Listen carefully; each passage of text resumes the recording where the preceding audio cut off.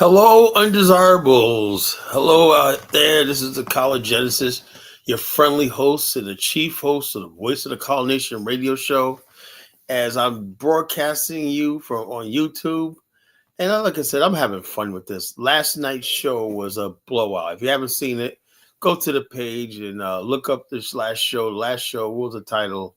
FBA ADOS versus the African American Nation. Look, less than 24 hours, we got 700 something. That's unprecedented. We got people with 10,000 subscribers, 30,000 subscribers don't get those numbers. This morning, when I got up this morning, right, and I'm on my way to the office, Dollar Bill texted me and says, dude, we're overnight. We got 655 views. I'm like, what the hell? I mean, this show is going viral. You know, that show went viral last night. It was 6 hours long. And I was based over 6 hours long, and I basically, I'm proud of the audience and the contributors to this show that come on and contribute content and give their views and opinions. I may not like all your views and opinions, I may not agree with you, but I appreciate people calling in and adding into the discussion because it does make for interesting conversation. And like I said, the whole idea is to get a message across. At the same time, engage people through entertainment, humor, and just wit and everything like that. That's not easy to do.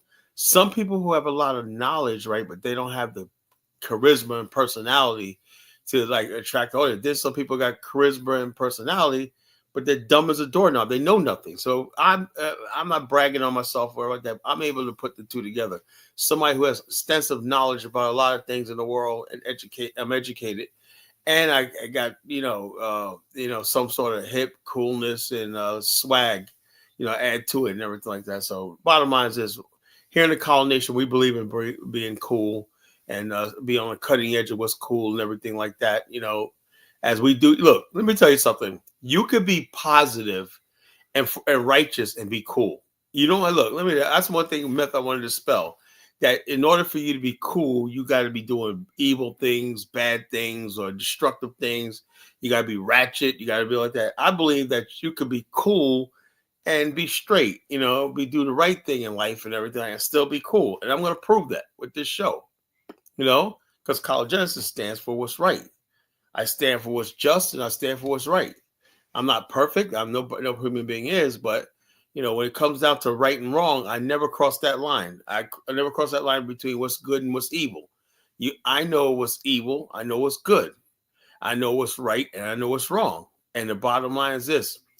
Let me tell you something, folks. In the universe, mankind on this world, right? There's three main conflicts of man, right? One is man versus nature. That's how you respond to nature.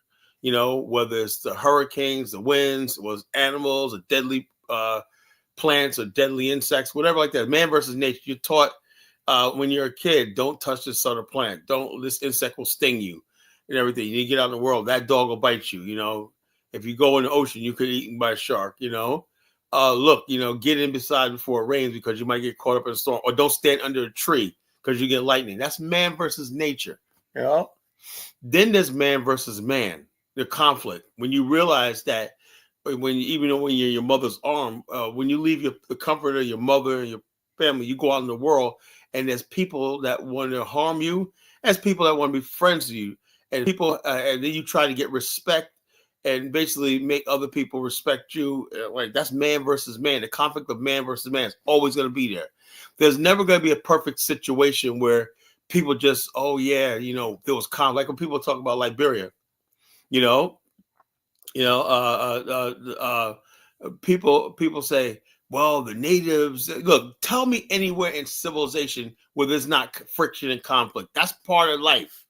No matter what it was, there was friction and conflict among the American Liberians, and there was definitely friction and conflict among natives themselves because they were warring and killing and enslaving each other. Truco, shut up. That's not what Dollarverse was saying. He said, as far as you're concerned, we're a monolith. That's all you need to know.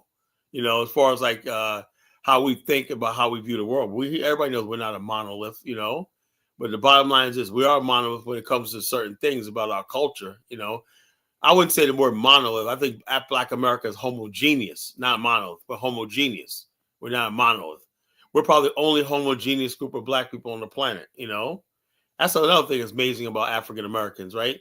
How did we survive racial genocide and race mixing and all stuff like that to maintain like 80 to 90% African DNA in a white country when that something that didn't happen in Brazil, Dominican Republic, and places like that. We maintain our racial identity in a white society. Like I said, we're the African story in America. Because we're still Africans after all these centuries. So the bottom line is this. So we had a good takeaway from last night's show. It was a great show. So anyway, man versus man. The last conflict is man versus himself. And that's where that's the conflict, I think, where black people, Africans and black people are basically falling at. Man versus himself. They say, Carla, what do you mean by man versus himself? Okay, in our culture, right, it's almost impossible to condemn people for doing wrong. Look, that lying is wrong. You know that cheating is wrong. You know that stealing is wrong. You know that murder is wrong. So if we know all these things are wrong, right, why do people are allowed to make records and our number one TV shows like The Power and all this stuff like this shows us evil and wrong all the time when we know it's wrong? Because we don't have it in us to say that's wrong. We don't want to deal with it, and we're not, because we lost our soul. And like I said, the show 2 nights ago, the battle for the soul of America. The battle for the soul of Black America. We lost our soul. Anytime when you got preachers like Al Sharp, they call himself a reverend, right, representing gay rights and everything, that's wrong. A man marrying a man is wrong.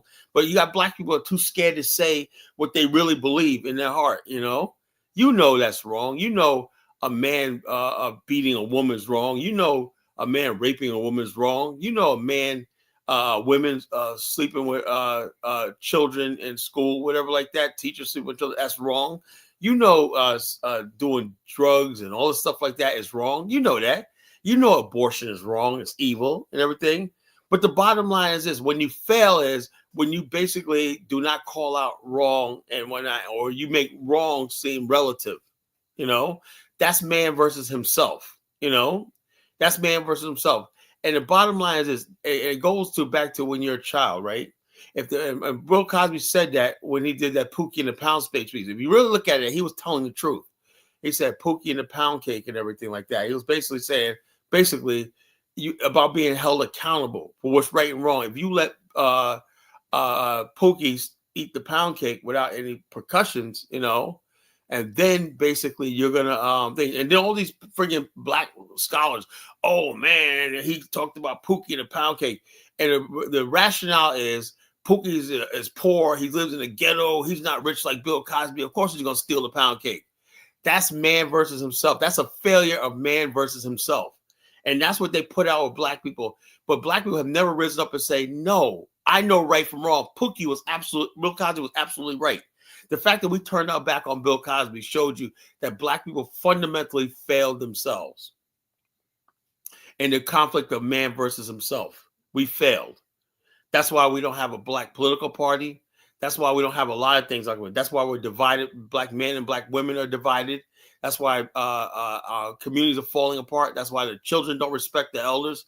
All these things because we're in a situation where we refuse to know right from wrong. It's not right for a woman to friggin' be 30, 35 years old and she's out there running the clubs doing a hot girl summer. That's wrong. I don't give a damn what anybody tells you. I don't care if Queen Latifah or whoever like that is playing in a movie or not, or with that degenerate Jada Pinkett Smith or not. It's evil. It's wrong. And the bottom line is until we call right, and I'm not saying I'm any sort of saint or angel or stuff like that, but I do know right from wrong. If I do wrong, I'll say, yeah, I did wrong. I'm not gonna ever defend wrong, even when I'm guilty of it. I'll say, yeah, I was wrong. I need to repent and atone for what I did or what I said. That's the difference with me and a lot of other people. I'll admit when I'm wrong, So 48 president of the United States is a true time. Look, 48 president of the United States. If you're not going to come up here and explain yourself what you mean by is truly type of black separation of black society. Separate where? To who? We are separated. Do you understand that black people don't live around a lot of but other black people? We are separated. We just can't get along with each other. What the hell are you talking about? You know, this election and everything had nothing to do with race or whatever like that. So please do not come on this platform. This is an intelligent platform. If you got something intelligent to say, I'll put the link in the chat room. You come up here and explain your position, or keep quiet. I mean it. You know. So bottom line is this. The bottom line is this. The bottom line, the reason why Black America is the way it is right now is because I just said that man versus nature. Pretty much we could attest that we got that. Man versus man. Yeah, black people are very always, the white man this, the white man that. And we always checking other black people on that. But when it comes down to man versus himself, right? We don't know who the hell we are. We don't know what we are. We don't know who our soul is. We don't know right from wrong. That's why we can never get together and basically build any sort of society here in America, because we don't know right from wrong, So I don't know what Chuko's about desegregating, destroy Black America. No, I don't think so. I think Black America just destroyed because, we just basically we're just a situation where we're just a bad situation, to tell you the truth. Individually, black people are doing okay, fine, whatever like that. But as a collective group, now the question is, are we supposed to be a group? It's abundantly clear to me that the powers that be in America don't want that to happen. I'm going to break it down to you tonight. So buckle up, folks. Look, like, share, and subscribe. This show is going to get hot. It's going to get heated. You're going to hear some stuff tonight you never heard before. College Genesis is dropping science tonight.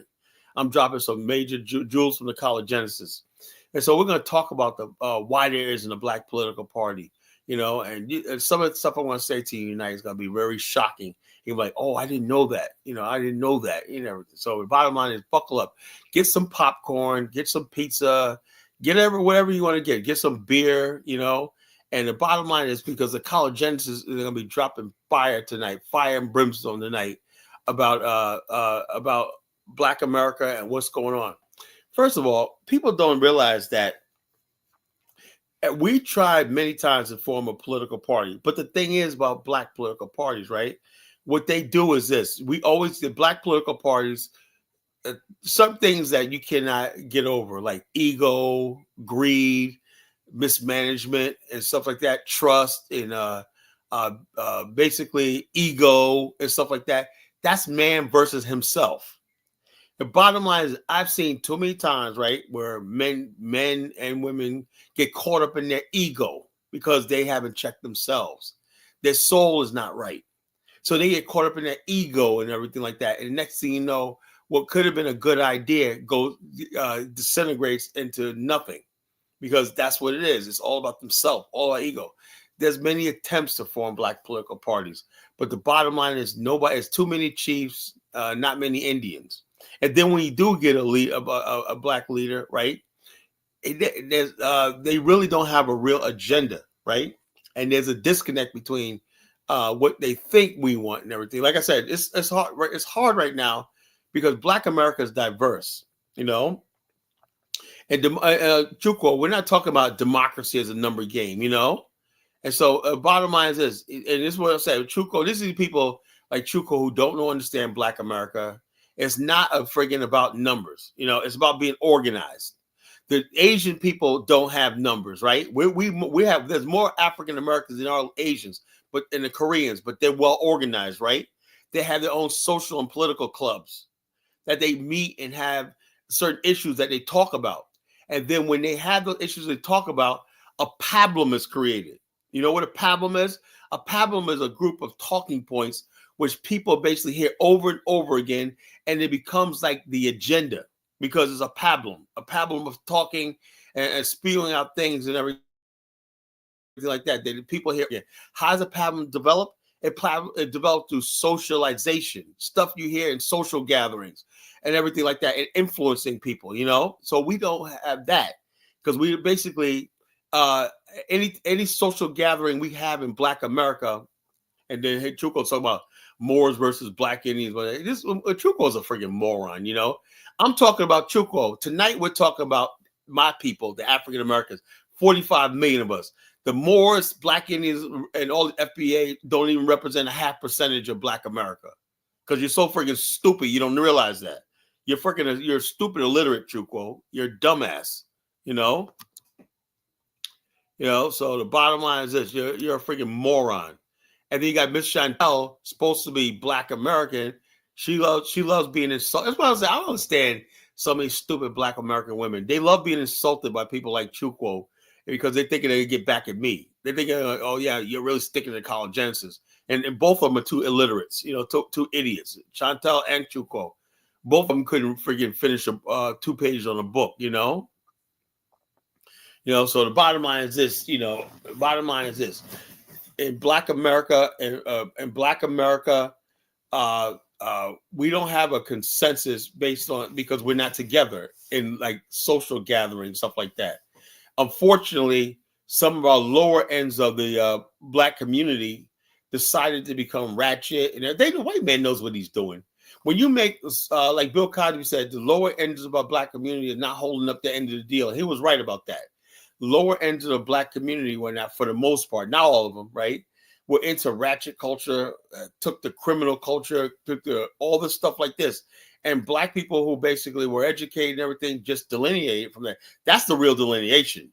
The Black people from all different classes basically said, we don't know what to do with these stupid Black girl magic, 20 baby daddies and Pookies, Boomquishas, Ray Rays, and all these other people like that. We completely delineate from these people, right? And so the bottom line is this. I know Miss Chantel's one of them, but I'm not trying to offend her tonight, but, I don't know what the hell she's seeing Chuko so much, So the bottom line is that African woman, look, that lady was a African-American descent woman. Mrs. Willer was an African-American descent woman. So it doesn't mean anything like that, So the bottom line is this. The reason why we don't have Black political parties, right? Because before you can have political parties, you have to have social parties, right? Socialization leads to economics, and that leads to politics. Politics is a manifestation of a social order and the social pablum and social talking points that people are shared in a group of people. And then they put it into politics. Say, look, how can we put this in the legislation? How can we make this law? How can we make this thing? And then you get together with established political machine and say, look, if you want our vote right here, we got like in this city right here, we got like 80,000 people who we came forward with an agenda. This is what we want, and this is what we want, need, and everything. Whatever political candidate says that he'll adopt your agenda, like Ice Cube had this agenda called the Platinum Plan, whatever like that Ice Cube was talking about, and he pitched it to, he did it right. He pitched it to the two major political parties. Only thing Ice Cube should have did was we should have had a Black political party saying, this is our Platinum Plan. Now, whatever political party says, something, I like that Platinum Plan. That's doable. Guess what? Everybody in our community that belongs to the political party, and it's about numbers, will say, we're going to vote with this ticket right here. That's what the leadership comes in and says, we're going to go with this person right here because they adopted our thing, That's how politics is done. We don't do that. We vote as individuals for what the hell. We're voting in the Democratic Party. Tell me what's on the agenda. Reparations is not going to ever happen, But the other things that basically that we could do is like, as far as like enterprise zones, Black business, more money for education, more money for housing for the poor, and all the things like that we need in our communities and everything, and basically protections from migrant labor and stuff like that. People want to hear what we have to say, and we have an agenda that we agree upon. And we got numbers in our political party. We can give that voting block to whoever political party thing. We don't take a side between Democrat and Republican. That's another thing. They cordon us off to these different political parties, so we do not ever become like the deciding vote. They don't want that to happen. They don't want Black America to be the deciding vote every election. Then we end up with de facto ruling America. That's what this was all about. And the proof of which is this: when you think of the Black Panther Party, right? What do you think of? Unfortunately, like I said, this is what I said before, as far as like a man versus himself, man versus man versus himself. The Black political party, what is Chantel talking about? She's really coming at me, you're always offensive, or I gotta admit, Chantel's cute though. She's cute though. I mean, she's cute though, man. But she cracks me up. You're always offensive because of men today are feminine. Well, I'm not a feminine. I'm very masculine. The roles have changed. No, not really. Not really. Only in the hood rat culture. The men are that's around your pookies and beta males. But in my world, men are men still. So you make and sit around gossiping about women's apparel and things they're doing rather than look. I got to talk about women's apparel. It's a fact. You cannot be a big girl, a big sister. And I tell you, look, you got to take that mini skirt off, and it look like you like wrapped in Saran wrap, and when that's tight, and when you got all these rolls sticking out and whatnot. And you got these nasty looking eyelashes up there going out of your head, and you got these big nasty nails you can't wipe your behind with. I gotta speak up and say something. I'm only doing you a friggin' a favor. Making the videos about Black women come. Look, look. The bottom line is this. Black moral magic is a done thing. I'm not saying like this. Look, Black women really look. Don't blame me. Black women basically believed in Black girl magic. They believed they could bully white men, white women, Black men into their will. That's all these Black women want is power. They don't have a clue of how to build anything. Like the dumbest demographic of people in America. And I love Black women, but they're like look, please, stop it, And they basically like. She goes, shot the Black girl magic just starting. No, it's finished. Black girl magic is a thing of the past, sister. Black girl magic. Oh, please stop it. If you guys will ever go back to being just normal women, like it used to be a generation ago, and stop this Black girl magic stuff, we would probably get along, But I didn't want to make this show about the Black women. I'm talking about Black political parties tonight and how we as Black people could come together and whatnot. But the bottom line is this: as long as you got Black girl magic out there, that's how they get to our community, right? They first like the serpent went to Eve in the Garden of Eden, right? He went to Eve, right? He basically went to Eve and said, "Look, eat this apple and whatnot, and made Eve eat the apple and whatnot." And then he know that the power of a woman over a man, she got Adam to eat the apple, and they both sinned and whatnot, And so that's why God cursed women, said that for bearing children, you're going to go through much pain. That was God's curse on women, Now, the bottom line is this, So the bottom line is this, if Black women get back to being themselves again and whatnot, and everything, no, money is power. Power is power, not money is power. Some people got money and still got no power, Mystic Dime. You got all the money in the world, but power just power. I mean, what can your money do? Power me. I got money, so what the hell is that? That cancels us out, right? So bottom line is, it's just a sad situation where Black women think they can go against the natural order of things and whatnot, and they're gonna get power because they got a little bit of money in the bank and whatnot, And like Dollar Bill was saying to me, is our Black sisters, they're like the poorest demographic in America. That's sad, It's really sad, Really sad, That you guys. Good evening, everyone. I'm Laura Ingram. This is the Ingram Angle.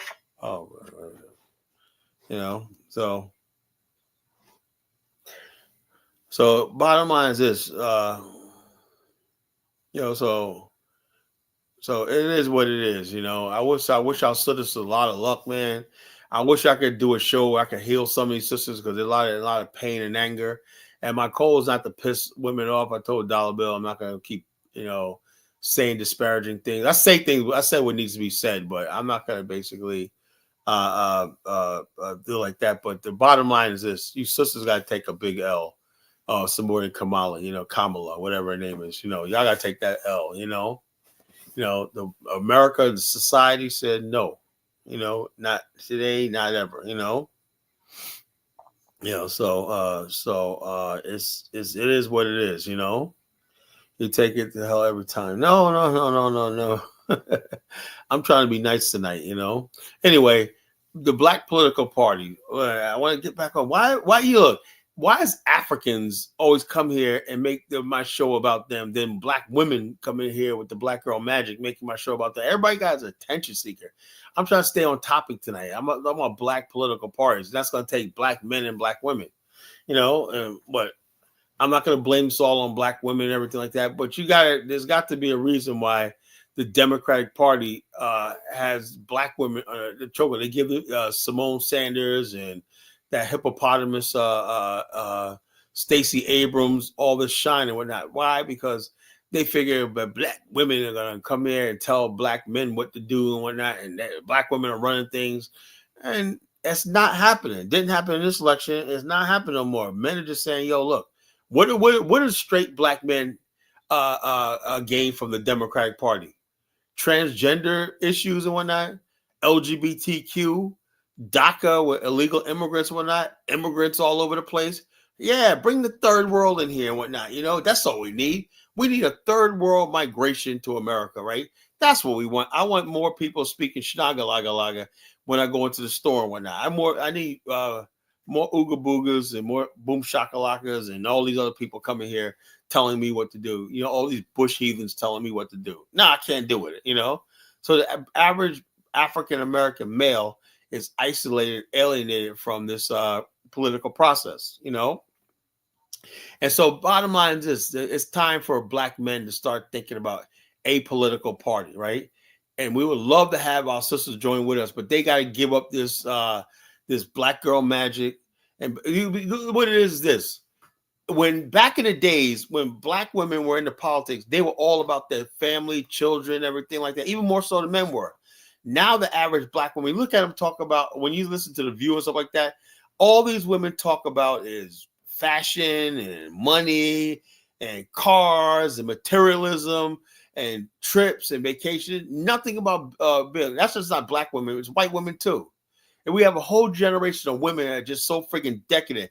That's why they want to keep abortion rights alive, because they want to be able to have free sex anytime they want to. And if you get pregnant and whatnot, you just instead of taking the responsibility, you got pregnant back in the days, you got pregnant. That guess what? The next week y'all go into the altar and you're gonna raise that child. Now it's just $300, $400 whatnot. I can have that baby aborted and move on my life, have another one. Keep having abortions. Abortion on demand. This is what they thought Kamala was going to give them. Even though the election didn't, it's all up to the states and everything.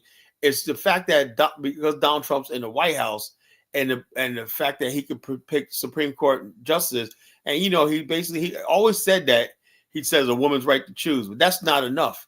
What they want is people basically saying, "I'm for abortion, man." They want you standing outside with a what's that thing you put on your head with the what's it? I just that quick I forgot. What's that thing we was wearing our face during COVID? Somebody press my a mask. Okay, mask. They want us standing outside abortion clinics, assisting women coming in, getting the abortion and whatnot. They want men being volunteers and whatnot, even raising funds for women.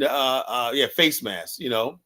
So the bottom line, that's what they want men to do: walk around with gloves and face masks, helping women get abortions on demand and whatnot. That's not enough. That's not enough. It's not enough that we said, whatever you want to do with your life, whatever, we don't care and everything. No, we got to be out there on the front lines of helping women with the abortion ourselves and whatnot. Hell, maybe men ought to become abortion doctors our damn self, why not, as a career, to help women, get over this problem because of a baby in the womb, most precious thing in life, giving birth and whatnot. We just throw it out in the garbage, a little baby with a little heartbeat and stuff like that. Hey, that was just a drunken night at the club and everything like that. Oh, don't let that get in the way of you going out to party this weekend. So the bottom line is this. And bottom line, this is why the collar nation, right? I said only a collar nation is going to survive. You know, no marriage, no baby. How about this? How about keeping your legs closed? How about keeping your legs closed? And the bottom line, I don't want to hear that nonsense about men aren't married or women. Why would you lay with a man if you don't think that if he's a responsibility, if he got you pregnant, that he wouldn't marry you? Why, what will make you open your legs to a man like that? That's on you. Why? That's not the baby's fault. You killed the baby because you don't like the father. Why don't you just give the baby up for adoption? It didn't do nothing to you. Mystic Dime. And I'm not a Puritan. I'm just somebody with common sense. I know right from wrong. That's another thing. Anytime somebody says right from wrong, they accuse you of being a moralist or higher. I am not far from a moralist. I do know right from wrong. And the bottom line, there's one thing, despite everybody basically into the mystic, whatever the hell you are, and you're into the occult, whatever you're, the one thing you can never get right is when I listen to people with all that nonsense and mumbo jumbo, if they can't distinguish right from wrong. I don't care what your philosophy is. I don't care what your religion is. I don't care if you're Christian, Hebrew, whatever you want to play to a friggin' head of lettuce. I could care less. But one thing I look at is a Bible says you shall know a tree by the fruit it bears. If you bear evil fruit, bitter soil produces bitter harvest, right? And bitter fruit. If you're producing evil things and putting out evil thoughts and whatnot, whatever you're doing is evil. And you need to get rid of it. That's why I tell people all the time. And people say, what philosophy do you look at? Anything that produces good, anything that helps my fellow man.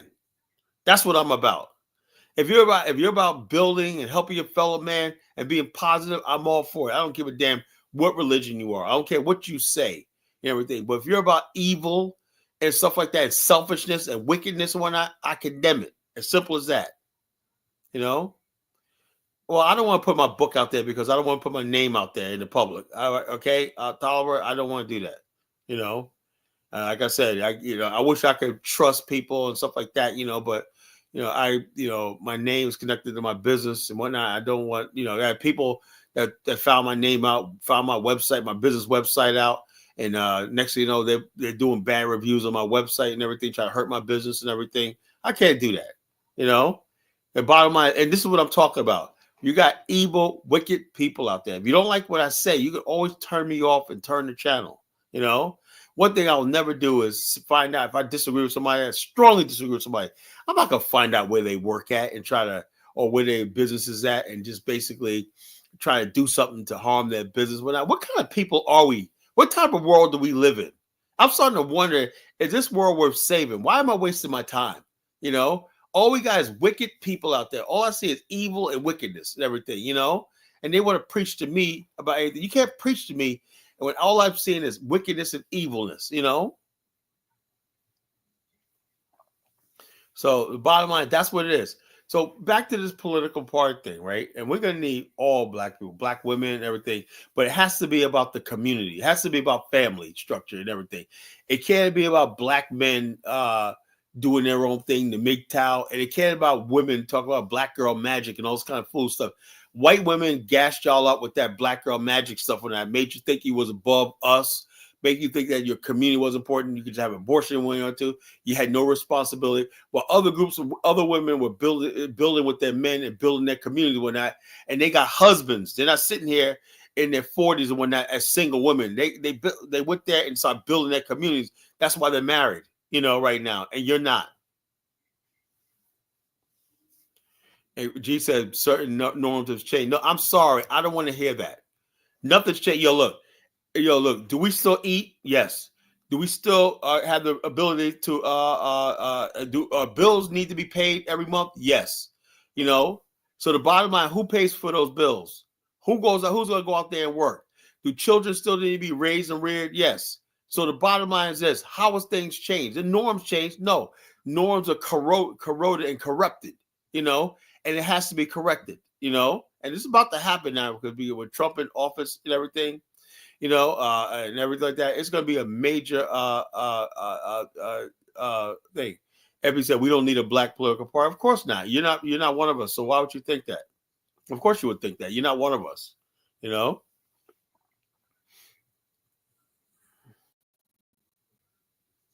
Marsan saying they'll tell you what they won't tell you is that man has fallen into his own idolatry out of all things. Yeah, mankind has fallen to his own idolatry. Mankind worships himself. He does not worship God anymore. He doesn't basically humble himself. They don't say there's a God up there and stuff like that. The bottom line, man's lust for himself and whatnot, and his lust for his greed and everything like that. So the bottom line, this is beyond black, white, and everything like that. I'm talking to the heart and the soul of man, my fellow man. Who are we? That goes to black, white, whoever like that. Who the hell are we? The stuff I'm seeing right now in our culture in America, I see nothing but evil.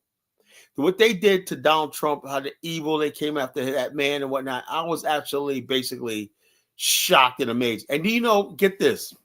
It's you heard about FEMA say there was a lady, a supervisor at FEMA said don't help houses that had the Trump signs in whatnot.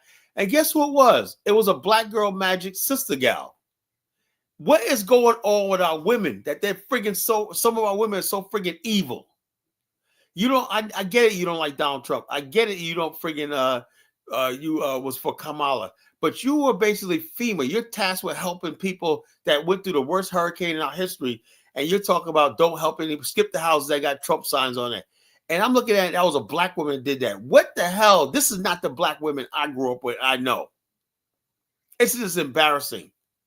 And so the bottom line, all these people basically got to tell me something about what the hell's our system? Why do they think they can do whatever they want to do and whatnot? Because black men don't check black women in our community anymore. All this stuff like this, women think they can do whatever. That hippopotamus, Letitia James up there in New York and whatnot. Complete embarrassment. She's the attorney general of a state, the highest official in New York, in the state of New York and whatnot. And what she did was just utter politicized and ran a vendetta campaign against somebody that she did not like and whatnot and didn't agree with. That's a shame. And then the bottom line is going forward, society is going to basically be apprehensive about giving power to women. That's why Kamala lost. That's the way why she lost. And that's why in the future, you're not going to see a lot of black people, women in political party until this whole friggin' black girl magic, it is anti-male, this feminist nonsense and whatnot that women, I'm sick and tired of boo-hooing from women. That's black women, white women, everything. Okay, yes, I was born with a penis. You were not born with a penis. Suck it up and live with it.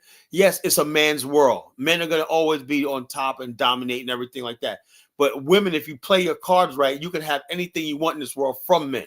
I'm not hate. I'm just telling you like it is. And I'm sick and tired of this soft, passive, aggressive stuff coming from women. Oh, Carl, you hate. I'm just telling you like it is. And the bottom line is because nobody tells black women or women in general the truth, right? The truth, they get hurt when they do hear the truth. It's not hate. I love sisters. If I didn't love you, I wouldn't be telling you this, so so the bottom line is it's a man's world. That's just the way it is. Men built it, men bled for it, men died for it, and to think that basically people think that, oh yeah, it's our time to rule because we're females and whatever it is and whatnot. I mean, this is the freaking stupidest thing. Now I honestly want to see a female in president next term. I was having a discussion with this white kid when he's talking about the Republican thing, it should be J.D. Vance. I said, no, I think it should be Tulsi Gabbard. I think she would make a good president of the United States. And she would probably make a good president of the United States and the first female president. Whatnot, I definitely vote for her. It was Tulsi Gabbard. So like this. Black Elvis with his simp ass talking about black women support. Look, we don't care about. Stop bringing up Obama. We don't give a goddamn about Obama. It's about Obama. Obama wasn't even a black man. Obama was a race neutral, gender neutral, political neutral, some guy, I don't know, guy or he, she, or pronoun that got into the White House for 8 years. That's what Obama was. He was not no black African American male. So stop with the cap. But Obama was genderless. He was raceless. He was genderless. He was politicalist, because he wasn't liberal. He wasn't conservative. He wasn't black, nor was he white. He wasn't male, nor was he female. So that's just the way it is. So with that, when we'll talk about the Black political party. One last thing before I open up the lines, right? The Black Panther Party. If you think the Black Panther, when they talk about the Black Panther Party, and they show you pictures of the Black Panther Party with guns and stuff like that, that was not the real threat. The Black Panther Party was a black political party. They had chapters all throughout the United States, right? And there was people that really wanted to organize black people and to have a voice and everything. It would have worked. But the bottom line is this: when you have people who come in, they're militants, and you got the militants and you got the intellectuals, right? Unfortunately, the militants come in, right, and they bully and they browbeat and they muscle their way in, they take over, and the face of the Black Panther became one of militancy, guns, and all stuff like that. But the bottom line is that's what they showed to the public to discredit them. The real Black Panther Party was trying to organize black people on a political level, right? So we basically don't have to be part of the Democratic Party or Republican Party. We had our own political party to organize our issues and put our issues up forefront. A third party is never about holding office. It's never about that. It's about gathering people around certain issues that they could shop to, that some of the major parties that could come and say, hey, we see that's what you're talking about. That's what your agenda is. Maybe we could work together. That's how politics is done when you're in a minority group. With that, you don't need large numbers. It's not about electing black people or black people taking power and whatnot, as Chukwu ignorantly thought. No, that's not what it's all about.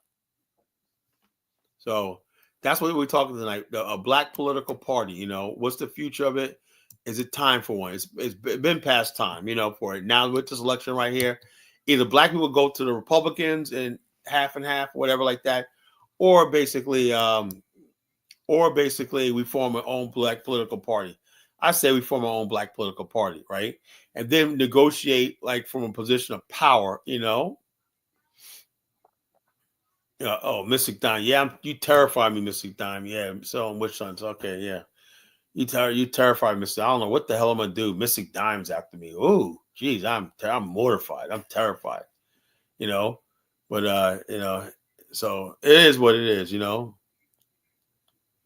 I don't listen to Yvette Carnell, so I don't know what she said about Kamala. Well, what did she say about Kamala? I try not to listen to anything Yvette Carnell has to say. She probably says she's not ADOS FBA. I don't want to forget ADOS FBA. I mean, if I could, I would get rid of Yvette Carnell and freaking Kamala. All these people, I'm just sick and tired of. I want to get some real black people and real black issues. I want us to become black and make Black America black again. How about that? We got all these weird people, these weird philosophies and everything like that running around. Whatnot. When do we become black again? Make Black America black again. That's what it is, man. Make Black America black again. Said she went to Harris and she was ignored. Well, of course. What do you think? Harris ain't thinking about that. Harris is all about Harris. Kamala Harris had $1 billion, right? And she's $20 million in debt. $20 million in debt. Donald John Trump had raised $400 million, whole campaign, $400 million, and he's leaving with a $30 million surplus. He hinted that he might pay Kamala's debt off for, he's joking about it. I think he's joking. Pay her debt off, and everything. How you gonna have $20 million in debt? You had $1 billion. Well, she was grieving the problem of Oprah. You don't know what that money was basically.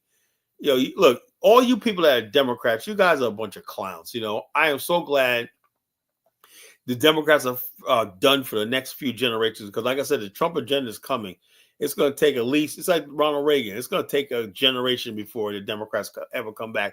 with a pub like that. So you're gonna see like this. You're gonna see mass deportations. America in like another 2 years is not gonna be what it is right now. We're gonna be completely. It's gonna go right back to the way America used to be and everything like that. We're not gonna. This globalism and all stuff like that is just dead. It's dead on arrival. The stupid thing about this climate change and electric cars, all that's done. And it's against drilling and whatnot, for oil and everything. All that's done. What else is done? The LGBTQ, the transgender agenda and everything like that in our schools, that's finished, So the bottom line is this, all that stuff is gone. And I think I'm glad because you know why?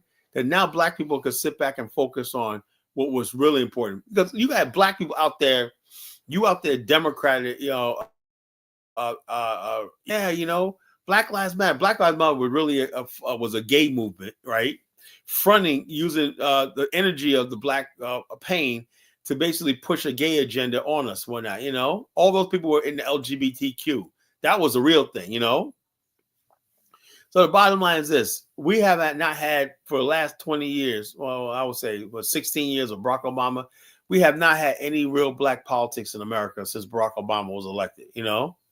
And so bottom line is we're going to basically start organizing black. And the bottom line is this: people like Jim Clyburn, they're going to be a thing of the past. All these people that talk, they're like, where are we going from here? Black America is not hearing anything from no one. The bottom line is this: what in the world do we have to gain by going against Donald Trump and the right wing in this country? Nothing. So they got to come up with something, right? And then we say, look, we only want what we want to get, right? If we can get it from Donald Trump or the Republicans, so what? We got to have something on the table that we agree on. Like Ice Cube's platinum plan was a good idea. Maybe we should rally around that. But one thing that has to go is this stupid idea about reparations. That's a non-starter. When you talk about reparations, it tells me you're not serious about getting anything done. You're not serious. And the reparations movement is done by these black millennials. And these black millennials, let me tell you something about the black millennials. The sad part about it is this: a lot of them that are activists and everything didn't grow up in a two-parent home. They didn't grow up in a home where the father was the breadwinner and everything. They grew up in a home where the government gave you Section 8, welfare, and food stamps, everything like that. So they naturally grow up with the idea that the government could solve your problems or take care of you. I did not grow up like that, because reparations is just a waste of time. I'm telling you, the reason why I'm stopping reparations because it's a waste of time. I know it. They're not serious about getting reparations. They know there's no path to victory in reparations. All it does is black people talking reparations is just basically black people just wasting time. Now, if you want me to sit back and just talk about reparations, wasting my time, why am I doing this show? I got other agendas I want to do. You said Sister Willa last night. I'm dead serious about building something, leaving a legacy in Liberia and whatnot, and building black people globally. I'm still a Pan-Africanist in spirit. So what the hell is reparations going to do for me? Nothing. And the bottom line is reparations would have to. You got Republicans controlling both houses of Congress. How the hell are you going to get reparations? This is what I'm telling you. People, I thought G appeared to me as intelligent, man, but he says some stuff that I can tell he's a beta male and whatnot. He's a follower. G's a follower. I thought G was a leader. He's a follower.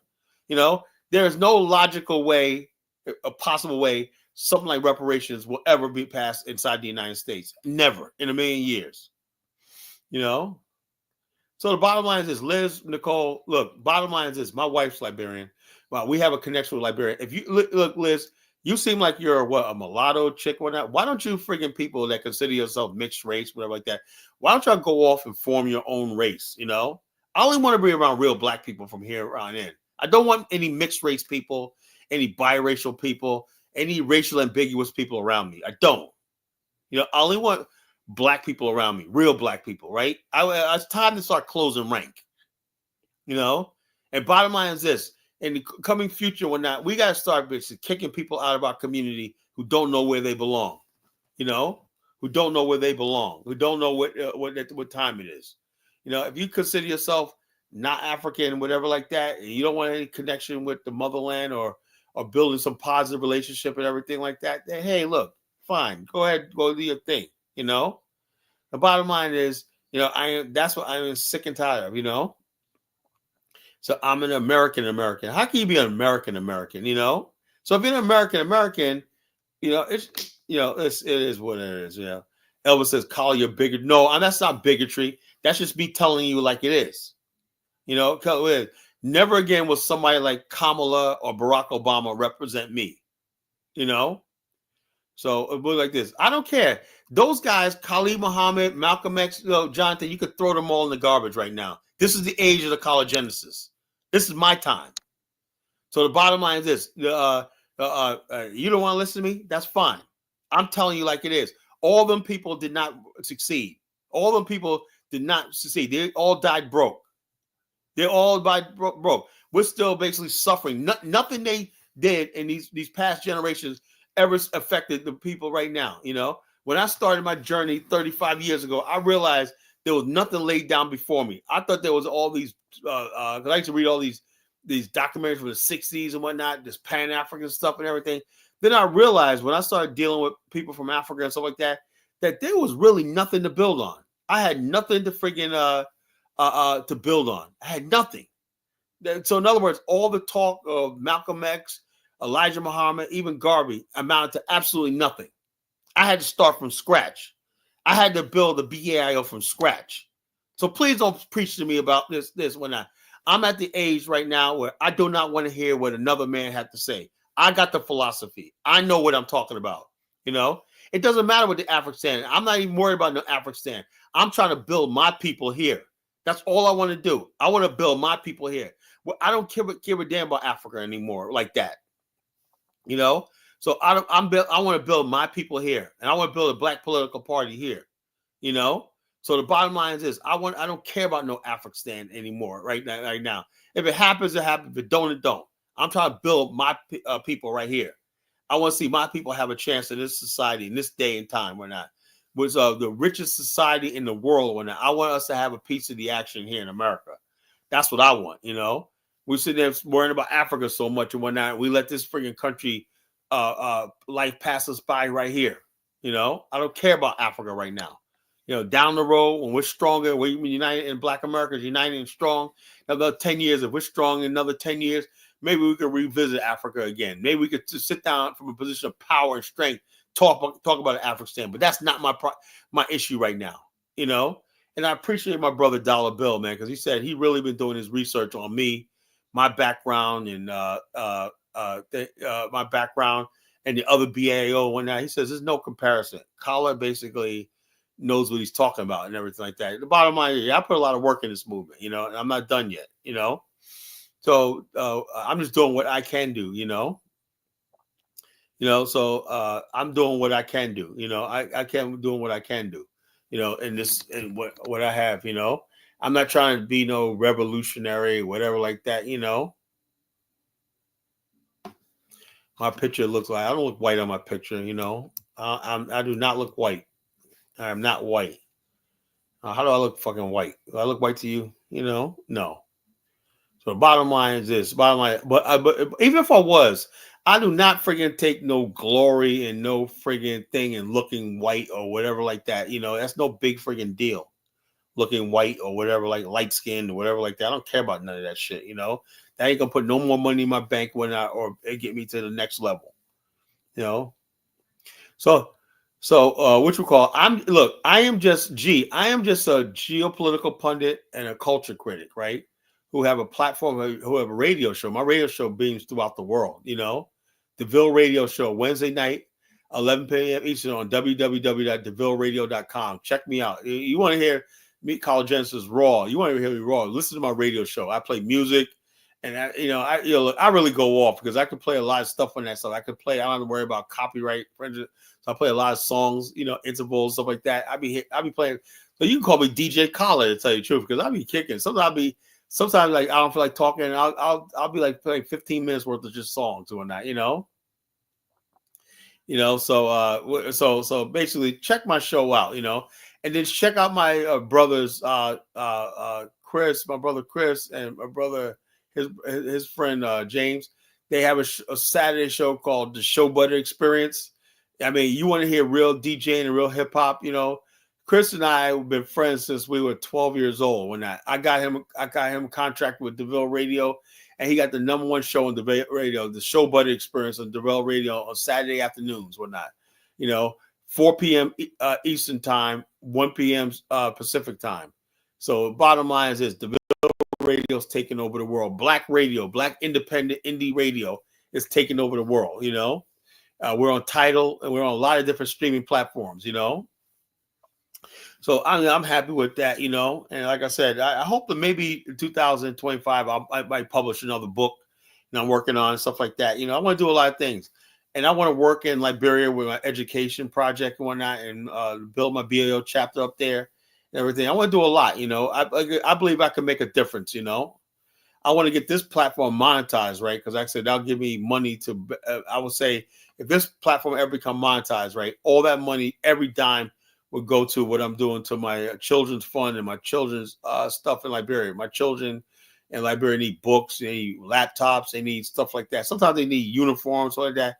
Because God forbid, all these Liberians sitting in America, they sure the hell not doing it. They're sure the hell not doing it. But I brought a group of African Americans to Liberia back earlier this year and whatnot. And we made sure those children, we went to a couple of schools, made sure they had books and tapes and whatever they had to do and pencils, whatever they had to do. We bought them that and backpacks and everything like that. We did that. Why? Because it's our responsibility, And the bottom line is this: we have a responsibility to help the less fortunate. And these are our people over there. We don't care about their background or whatever ethnic background and everything. That's what's called Black love. And that's what I grew up in, Black love, and we'll extend Black love to anybody that basically will let us love them and let us bond with them, I do play Afrobeats. What are you talking about? I play Afrobeats all the time. I got a whole Afrobeat playlist. If you ever listen to my show, I do play Afrobeats, so the bottom line is this, it's a handmaid's tale. No, I'm not going to force Black women to do nothing and whatnot, I have not, and Black African American women, I have, I don't know. I just don't know. I don't know. Y'all full of the devil. Y'all full of the devil in America, and y'all just on your own thing, whatnot.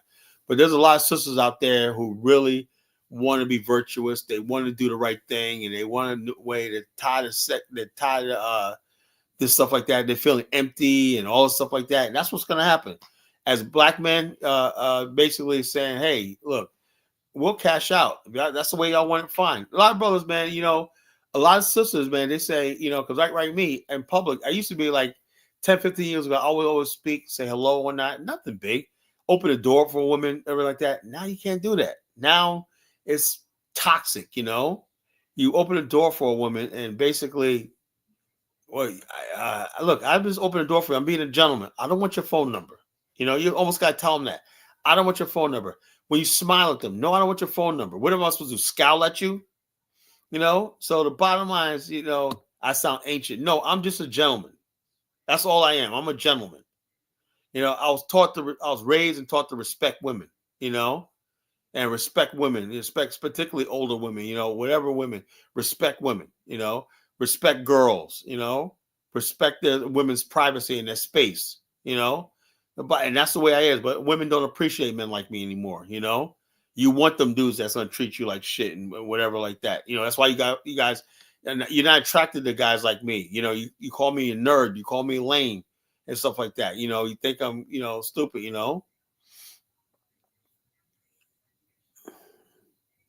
You didn't hold the community down. You didn't hold the community down. You guys, MP, you guys failed. And why don't you go, MP? You had so much to say in the comments the other day. Why don't you come up here and talk about what you say? Would you come up here and you got something to say? You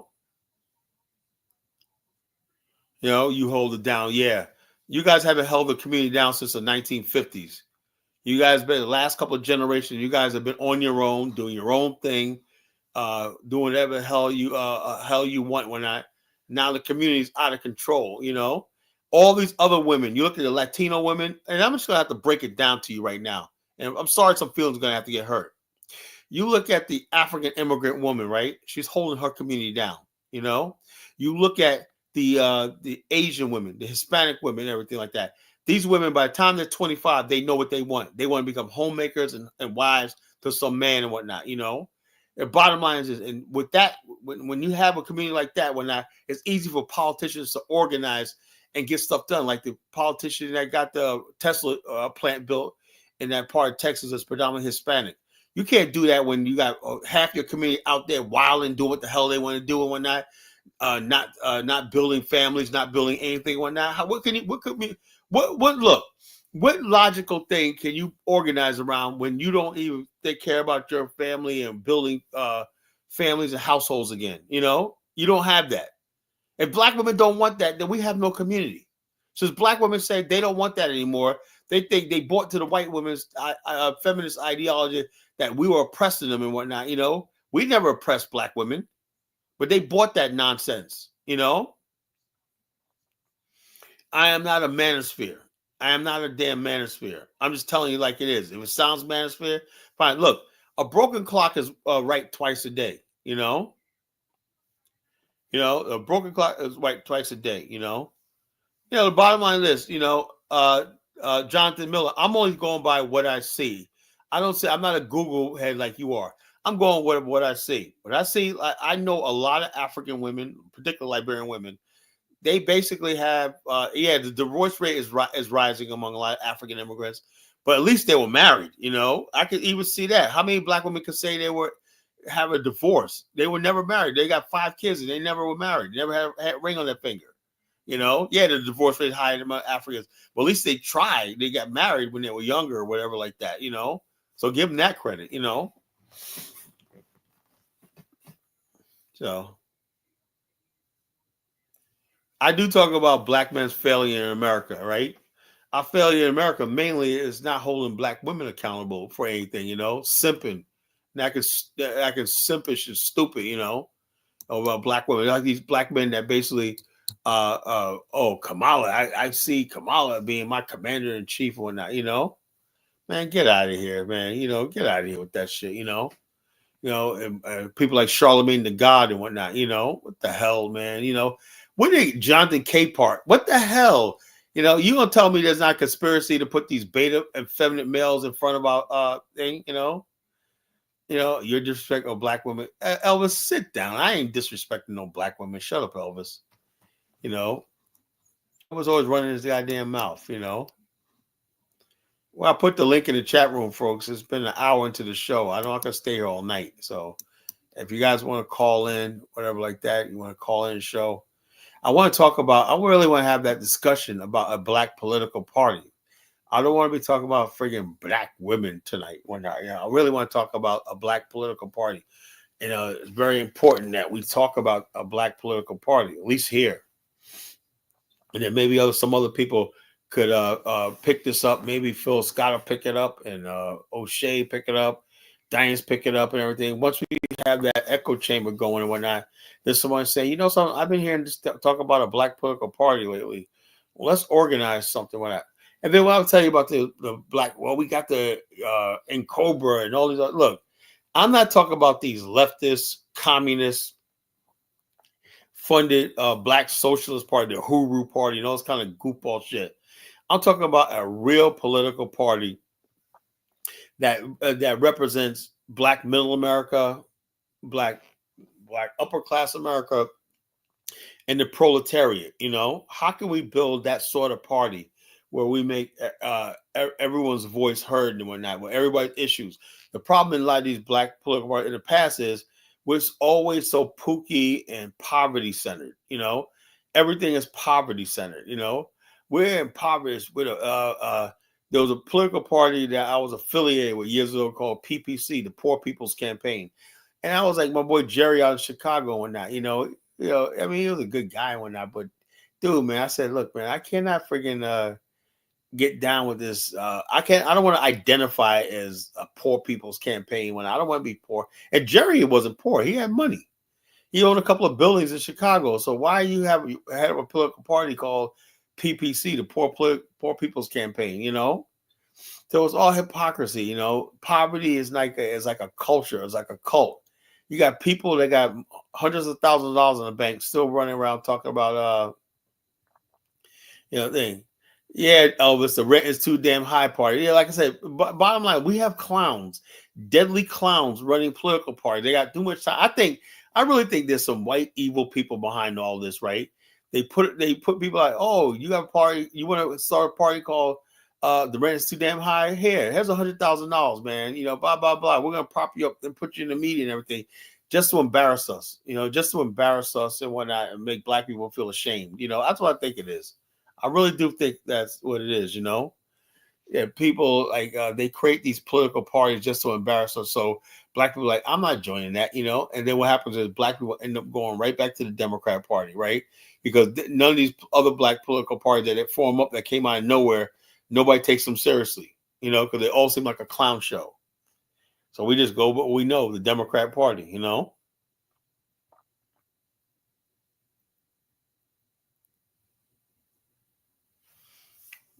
Jonathan Miller, what are you talking about, man? Jeez.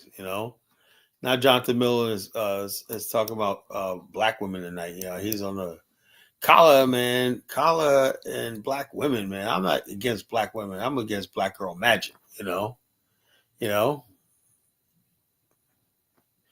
I'm against black girl magic. I'm against all this stupid nonsense, everything. I want to see black women return back to the days of like the 50s and the 60s, whatnot. When they were basically talking about a husband.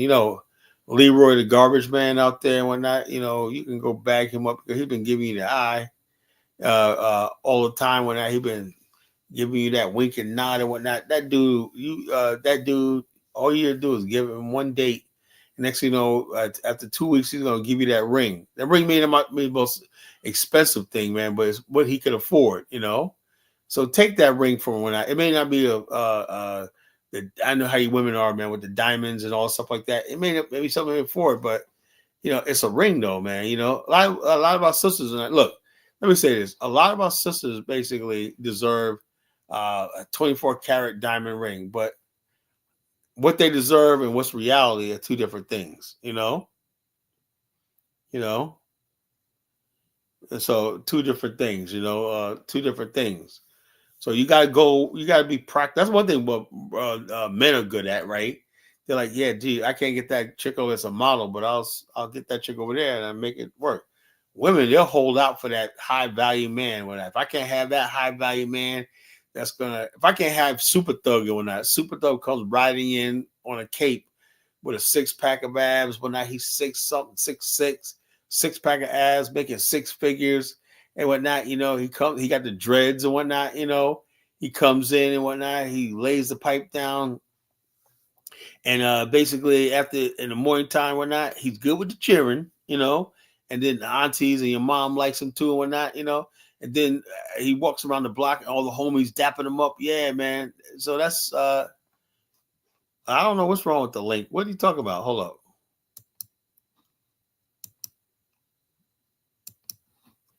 Hold up. Oh.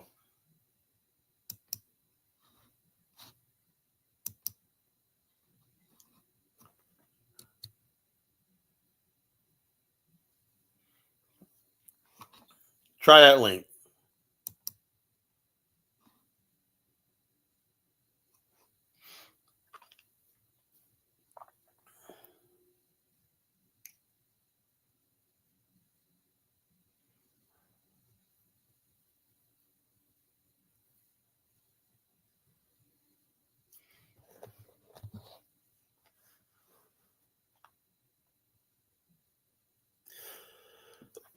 All right. There we go.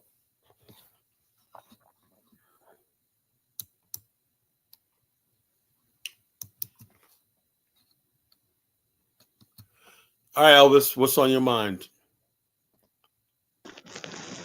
Kyler, you gotta chill out, man. What do I do now?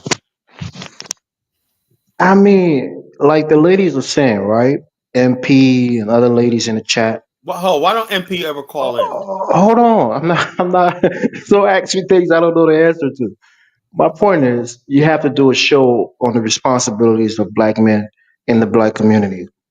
That's and all it is. most of this panel is black men, African American. If you want to make it exclusive to African American men, that's fine.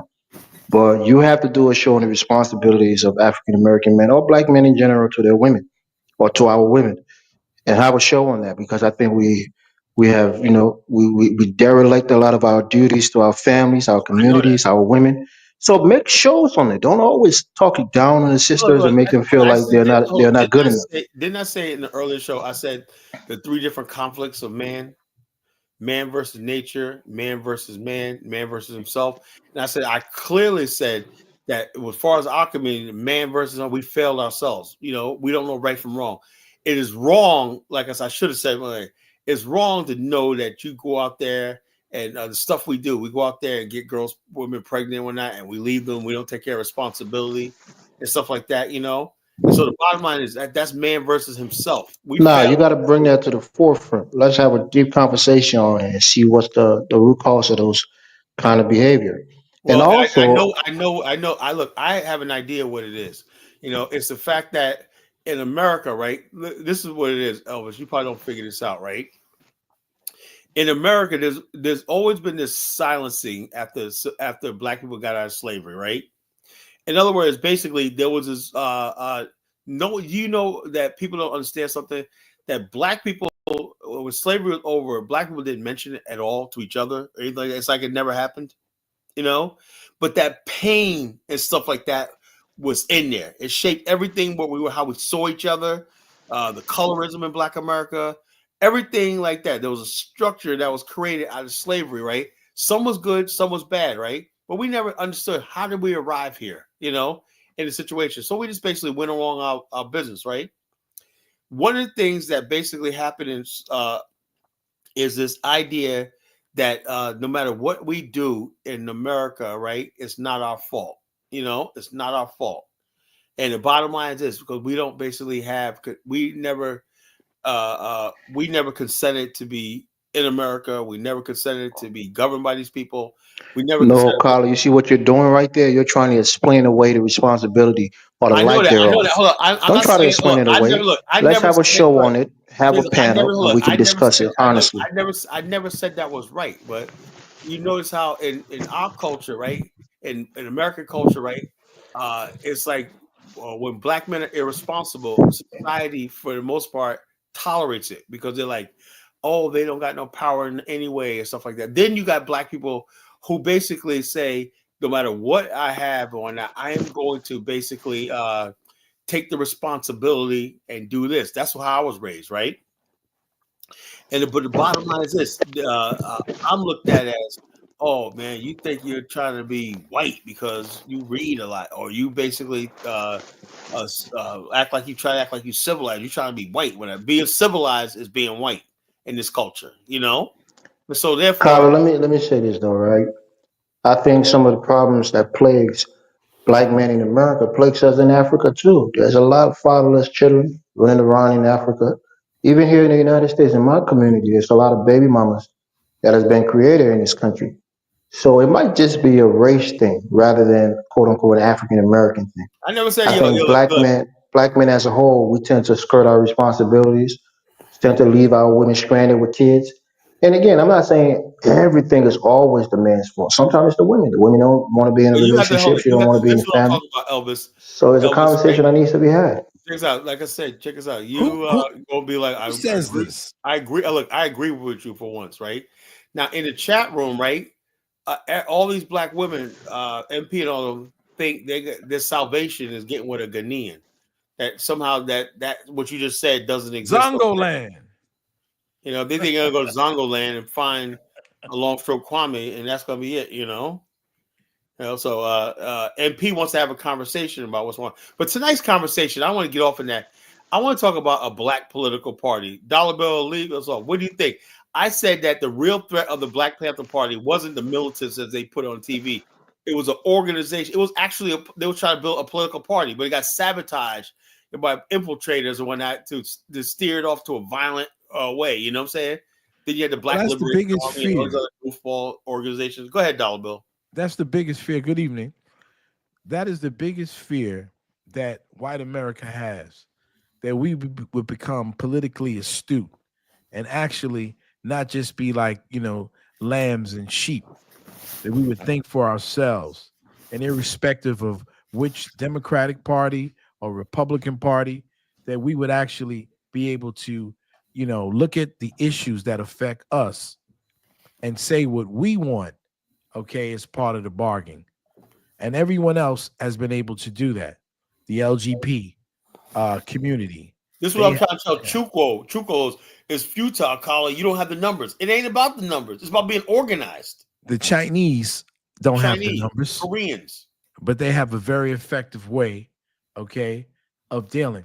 And so, I was thinking, I had a big conversation this today with Brother Baruti. He was teaching, and in between his teaching, he spent a little time with me, and he's on there now. And he was talking about that I didn't represent the hegemony. And what he was basically saying is similar to what we're talking about, creating a political power so we can have hegemony, okay, in this area. That means that we're able, okay, to leverage our vote, no matter how big, no matter how small. It might be in a swing state. It might take us to be politically astute enough to go to live in certain areas where we can control certain things politically. Okay, so we can have a political party that specifically addresses our needs instead of us saying, wow, we gotta, hope that we get a good white man or hope that we get a good white woman, and maybe that these black women who have to go to white men for power will somehow think of their sons, okay, and their Now we got fathers. no more Stacey Abrams, and hope that Stacey Abrams or Jim Clyburn will speak to our issues or whatever like that. It's just a freaking joke. So a real political party is political power. And see, this is something that I don't think that, and if we talk about hegemony is the way I was talking about it yesterday, okay, about hegemony with us, uh, African immigrants and the African continent. Because what's going to happen now? I don't know if people are paying clear attention. Okay, who's these czars now, and what the rhetoric they're saying out of their mouths? They're saying that America is for Americans. They asked the new czar, well, how do you feel Oh about yeah, I saw that. okay, about deporting little children? He said we can deport them all. Exactly. We'll deport their parents with them. And so now there's a law that says you can even marry someone and they can get deported, okay, because now you're not going to be able to stay in the country strictly because you married someone. And for African immigrants, man, that's been the deal for them for the last 20 or 30 years, right? And so now you're going to have to deal with African Americans if whether you want to or not. Okay? Yeah, they're talking about denaturalization too. They're really serious about that denaturalization Yeah. stuff. Like, And damn. no birth citizenship, everything. So I So what now you're I going don't to have to deal understand. with What the I'm saying is blacks, this: whether you want to or we not. saw this coming. We saw this come. People like Dollar Bill and I know this country. We know this country. And the bottom line, these people just saying people thought because Barack Obama got elected, somehow there was a post-racial America and blah blah blah blah blah. I was like, ain't a matter of time for these people to wake up and whatnot. And you know what started when Barack Obama humiliated Donald Trump at that what's that event, the correspondence dinner, remember that? Told him he And would never become president. he said, yeah, Mr. Trump, they had a thing with the White House with Trump tower at the White House, and also Amarosa said, Barack Obama just lit the fire. He wrote he lit something in Donald Trump, and then the bottom line is what he lit in Donald Trump. Not only got him a first term, right, but he beat all these charges, 2 assassination attempts, and took the White House. If I was Barack Obama, I'd be scared right now. The popular vote. And a popular vote. That's a mandate. Electoral college, you did both. And so they're serious. He is serious about this thing in America. He's serious about dealing with the other countries. These people are not playing. This man is not playing. They try to make him out to be a clown or buffoon, whatever like that. This man is not playing. You look at the staff he's picking and whatnot. He's already talking to Putin and Xi and whatnot, and all these other world leaders and whatnot. All these people want to make a deal, because this guy is not playing. Oh yeah. In Whose many background is ways, making all that noise? who's it? Elvis. Me beat Elvis. All right. But anyway, the bottom line is this. So in this particular context or whatnot, if Black America does not get their own political party, right? And the bottom line is, I hate when people like Chuko say, you don't got the number. It ain't about, look, I am over it, a dollar bill, this idea of Black elected officials. That's what we made our mistake, We made our mistake by basically saying, if he looks like, I want somebody that look like me. Oh yeah. The only group of people that say that, even in the Pan-African world, is African Americans. So I'm going to a country where everybody look like me when Africans don't think like that. They go to Nigeria. Ghanaian goes to Nigeria. He knows he's in Nigeria. He knows these people are not him because they speak two different languages, two different cultures, whatever like that. And the bottom line, only African Americans, because we live in a white world, right? We're like, well, the majority of people look like me. Like Phil Scott. I ain't nothing against Phil Scott, man. When he says that shit, he sounds like a country bumpkin, So I'm in South Africa and the people in the airport look like me, And so the bottom line is this: a lot of people have been using that. They look like me to get elected and whatnot. We did that with Barack Obama. There was somebody in the White House that looked like us, Now they don't share our experience. They don't know, they're not African Americans. And we're not saying that in a disparaging way. We're just saying it in a realistic way, because you really don't understand. You don't have the understanding because you just don't have the schema. Okay. So you don't know, what it costs to be an African American in this society. Being a perpetual minority. That's why we're very conscious about, if we say if the deal breaker is the Afghanistan, because we want to know after 400 years what it's like to have some sort of governance of ourselves and our control over our existence, And we can't have that, then there's no point even leaving. No point even going to continent. Well, continental Africans would love us to give up so they could say they're the new African Americans. That's what they want. I had a thing. I should have sent it to you. There's a TikTok, right? And there's all these Africans on there. And all of them, so a guy's asking them, what's your name? Your American name. And they all had American names and all were acting like they were American. And they said, what's your African name? And they told them their African name. And all of a sudden they had an accent. Yeah. They really believe that, man. This ridiculous assertion that we're just gonna, because we look like you, we're gonna assume your identity, but we're not gonna assume your pain. We're not gonna assume your struggle. Work like that. That's why I said, if you don't have our pain, Kamala didn't have our pain. She said, I grew up middle class, and when she was an Indian woman, right? Light skinned Indian woman. And matter of fact, Kamala doesn't even look Indian. She looks more white, to tell you the truth, And well, you know what it is? I'm looking at these Indians. There's a lady, another TikTok I saw today about an Indian girl whose mother had her bleaching because she was dark. Matter of fact, she was darker than Kamala. And so she talked about the racism inside of India and how people treated her. And they would say, oh, she's a pretty girl, but she's too dark. Yeah, I've seen videos like that from Southeast Asia. This is the main reason that Kamala did not want to go against her people and identify herself as being Black, because she had a whole bunch of East Indian people who would have not voted for her. Man, that's the one thing about East Indians. They could be blacker than us, right? But don't call them Black, though, man. Oh, no. We don't call each other Black in that country. No, we don't do that. They're like, I'm brown, I'm Indian, I'm Asian, or not. They like that Asian title. They'll call them Black. And that's why Idi Amin, the tension was there, right? You got people that were born there and everything like that. But the bottom line, that black power tension boiled over. Idi Amin took power, but in 1971, he said, y'all got to go.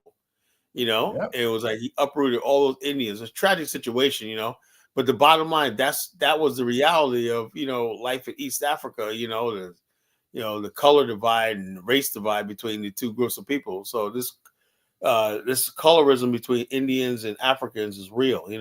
And so the bottom Very line is, and real. also I'm always conscious of if somebody's Indian, right? Like Kamala and whatnot, these people have a natural hatred for black people, Obviously, I don't know what Kamala, I don't know.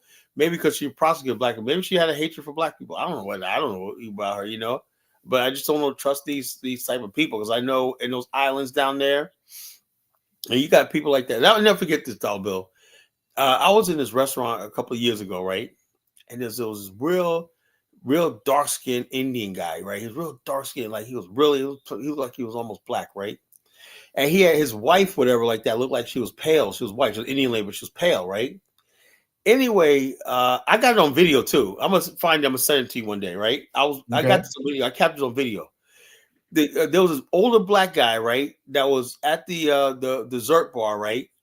And he was talking like kind of like the older black guy, like in his 80s, like he was talking to this white girl behind the thing, whatnot. The look on this guy's face, right? And he was looking at this guy like, what is this black man doing? First of all, what's he doing here? And why is he talking to these white kids like that? Why are they talking to him? You had to see the look on his face, man, just full of hate. I got it on video. I got on video, Sad. freaking hate. And I said to myself, man, after that, I said, I don't trust those people at all. I don't. The look of hate in this guy's face. He was looking at the guy, just kept looking over there, right?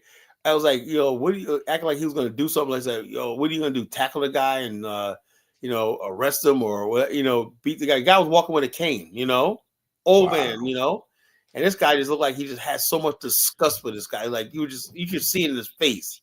That happened to me in real life. I Okay. used to, a couple of, many years ago, I had my own private thing before I went back to teach publicly. So I would teach these little kids like early intervention. And I had this real nice, Indian lady.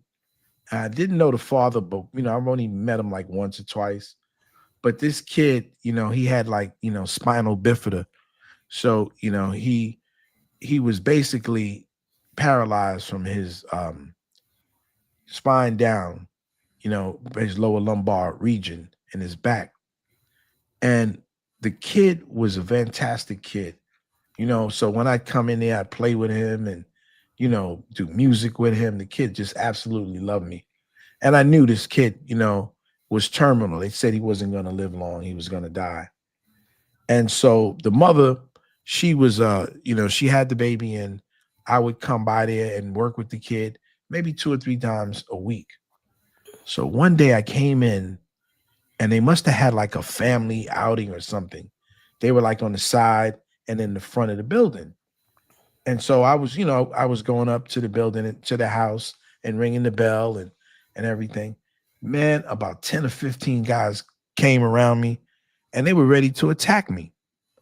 And the woman, she started talking to them in her Snagalaga and explained to them who I was, that I was his teacher and so on and so forth.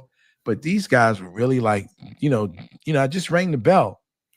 And instead of asking me who I am or what, you can see I had a bag with me, the way I was dressed and all the stuff that I was going to work with the kid.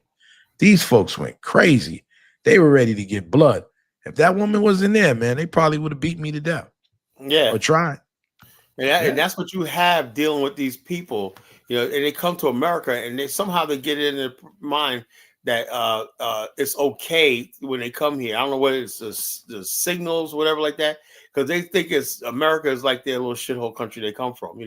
We could talk to black people, like then when they run against the right ones here, and shit gets out of hand one night, like, oh shit, man, I got fucked up, and the cops didn't do nothing about it, like. Oh yeah. Then they realize, oh man, I'm in America, man. I'm not back in friggin' the DR and stuff like that. I would not go in no Dominican store in New York. I would not go in there. Do you go in Dominican stores? Oh, well, I don't. we got these. I would we not got patronize a Dominican store. we got these little bodegas and stuff like that. I'm gonna be honest with you, Dominicans. Well, I know how to speak a poquito español. So when you're in Nueva York, you have to be able to speak a little of the lingo. And because I could Yeah, speak I've the been lingo, on Webster Avenue. I go into little the beggars like that, but yeah, I'm they talking don't about when bother they me. really enterprise and they got one when they put their money together and build those nice stores. I wish them a lot of luck, right? Right? But they treat black people like I'm like, dude, you're coming from the Dominican Republic. You probably built this store for drug money, and they Well, treat black people like they're nothing. I'm like, well, what? it's because they know their blackness, right? So I had an Uber driver who was Dominican this weekend. It's funny, but I don't want to go into that. But what happens is when you deal with certain people, especially in New York, you have to know how to navigate yourself. And once you know how to navigate the terrain, you can pretty much make it. But you do have to know how to do that. If you don't, then you're going to get lost in the sauce. Yeah.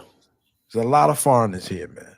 A Yeah, I lot. know. I went there, man. I was like, everybody was speaking Shinagalaga. I was like, what the hell, man? I was at Kennedy Airport, man. People get the impression they go to Kennedy Airport, they think America's a multinational country It's when the because third Kennedy, world. huh? Kennedy Yeah, man. Airport is the third world. You go to Kennedy Airport, it's like, God dang, man, where these people coming? They come from all over the freaking Shinagalaga world when I'm like, Third damn, world. India, Morocco, and Syria. And when I was like, what the hell, man? I was like, nobody spoke English at Kennedy Airport. I was like, damn, it is what it is. But that's a. And also, me and my cousin went to that Walmart out there in Long Island. My Uh-huh. cousin lives in Long Island, and the people working there, all the black people working there were foreigners. Yeah. And I said to myself, that's when I said, this must be the new Black America. I said the new Black African experience in America, but we got the real story. But they do it. And also, I saw this one guy, man, this African guy, right? He was online with me, and he was a young guy, right? And he had a bunch of diapers and everything, and some baby milk for his kid. I thought that was really nice. How he's online and whatnot. I'm going on a trip. I'm buying some stuff for my trip. He's buying stuff for his baby. You know So I what it don't really is? trust African immigrants, man, because they come here and they do the right thing. They build families, You and know that's what how it you is? go. Let me just I tell you just the want to most say, y'all ability frustrating. to not stick to the topic or the subject is incredible. But go ahead. Well, thank you. Why don't you make us go to the topic and the subject? You got a contribution to make, sir? Like Chantel would say, sir. No, I mean, I just want to hear y'all talk about the actual subject. Y'all Well, the over here political talking about we y'all talked about it, but we veered off. experiences and everything else. Like, We goddamn. veered off.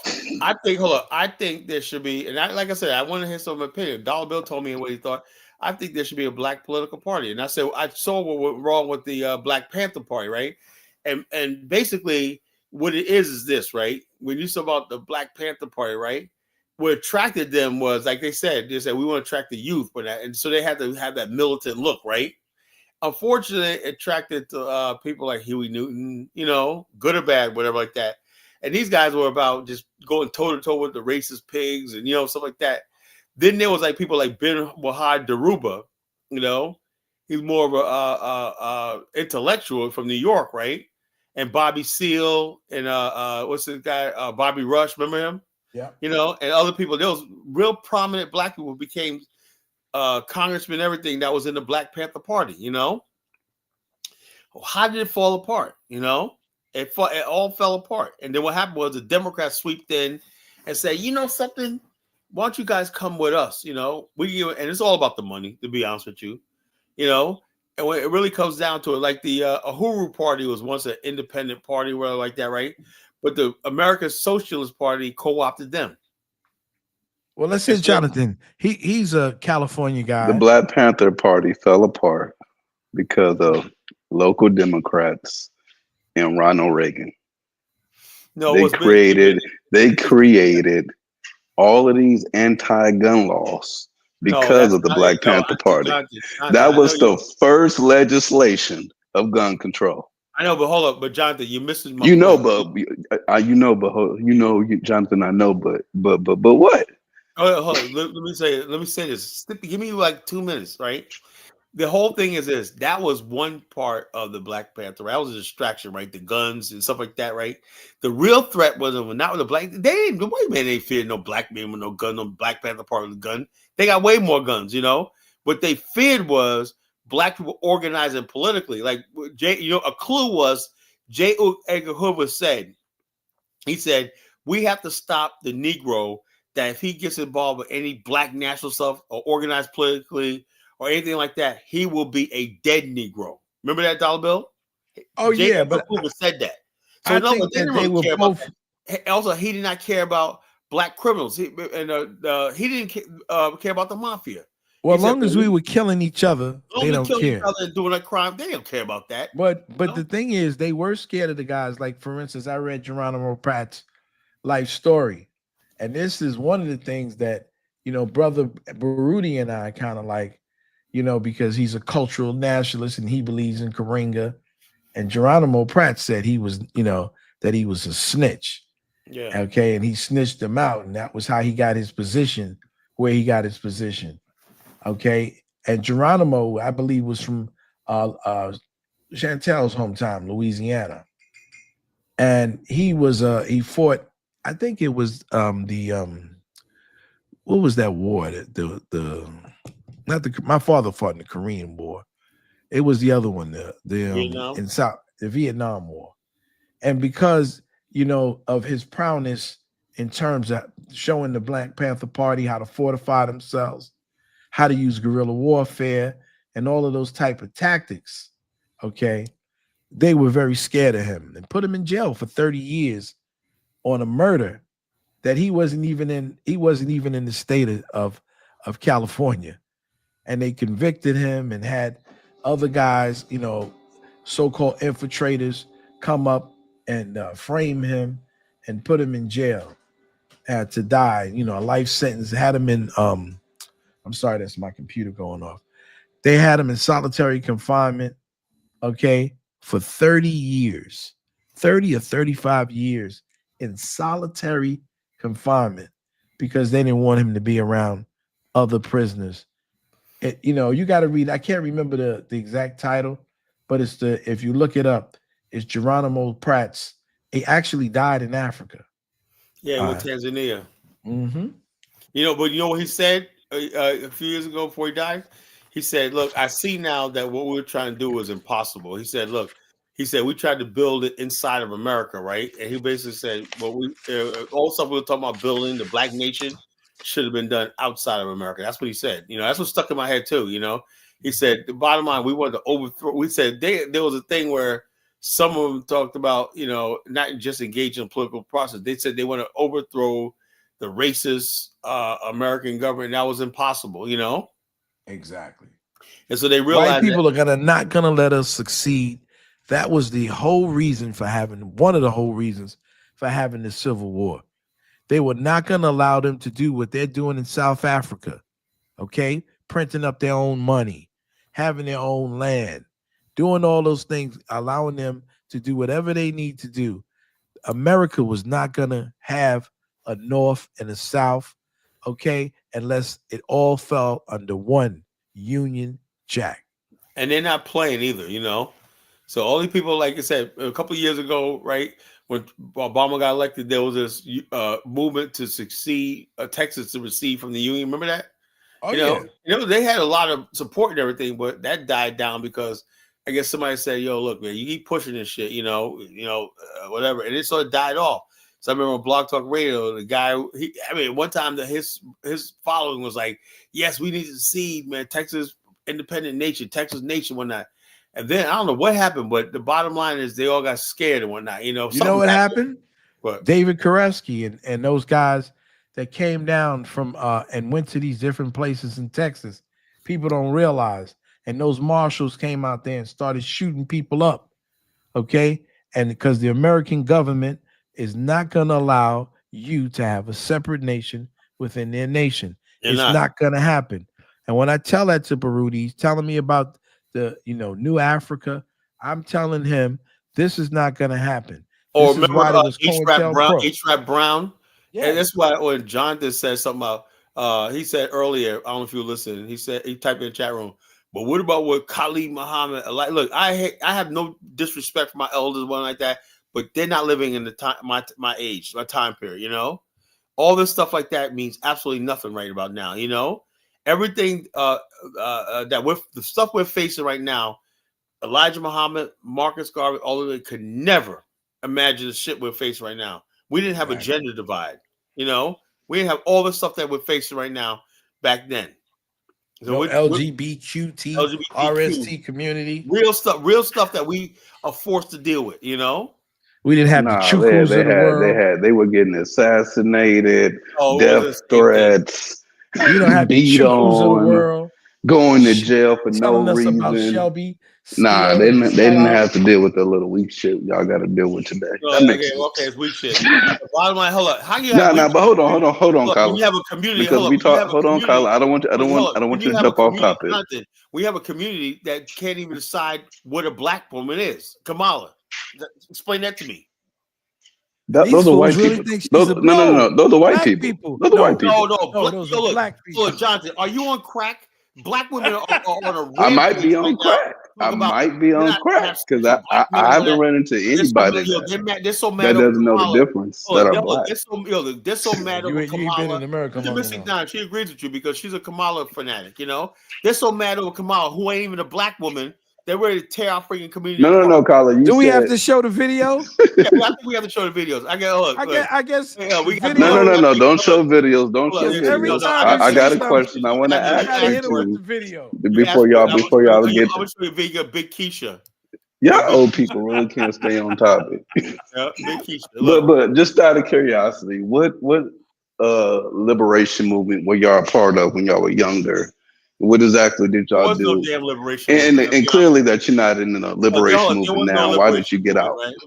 The bottom line is, like Elder Cleaver said, man, they were all a fucking joke. There was no real serious liberation movement in America. Trust me, it wasn't.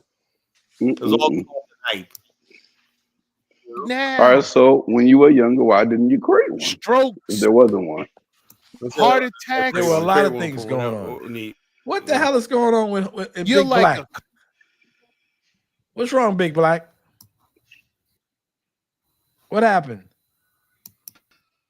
Hey, what's going on, man? Was that you, Big Black? What? You're like a couple of Big Macs away from the upper room.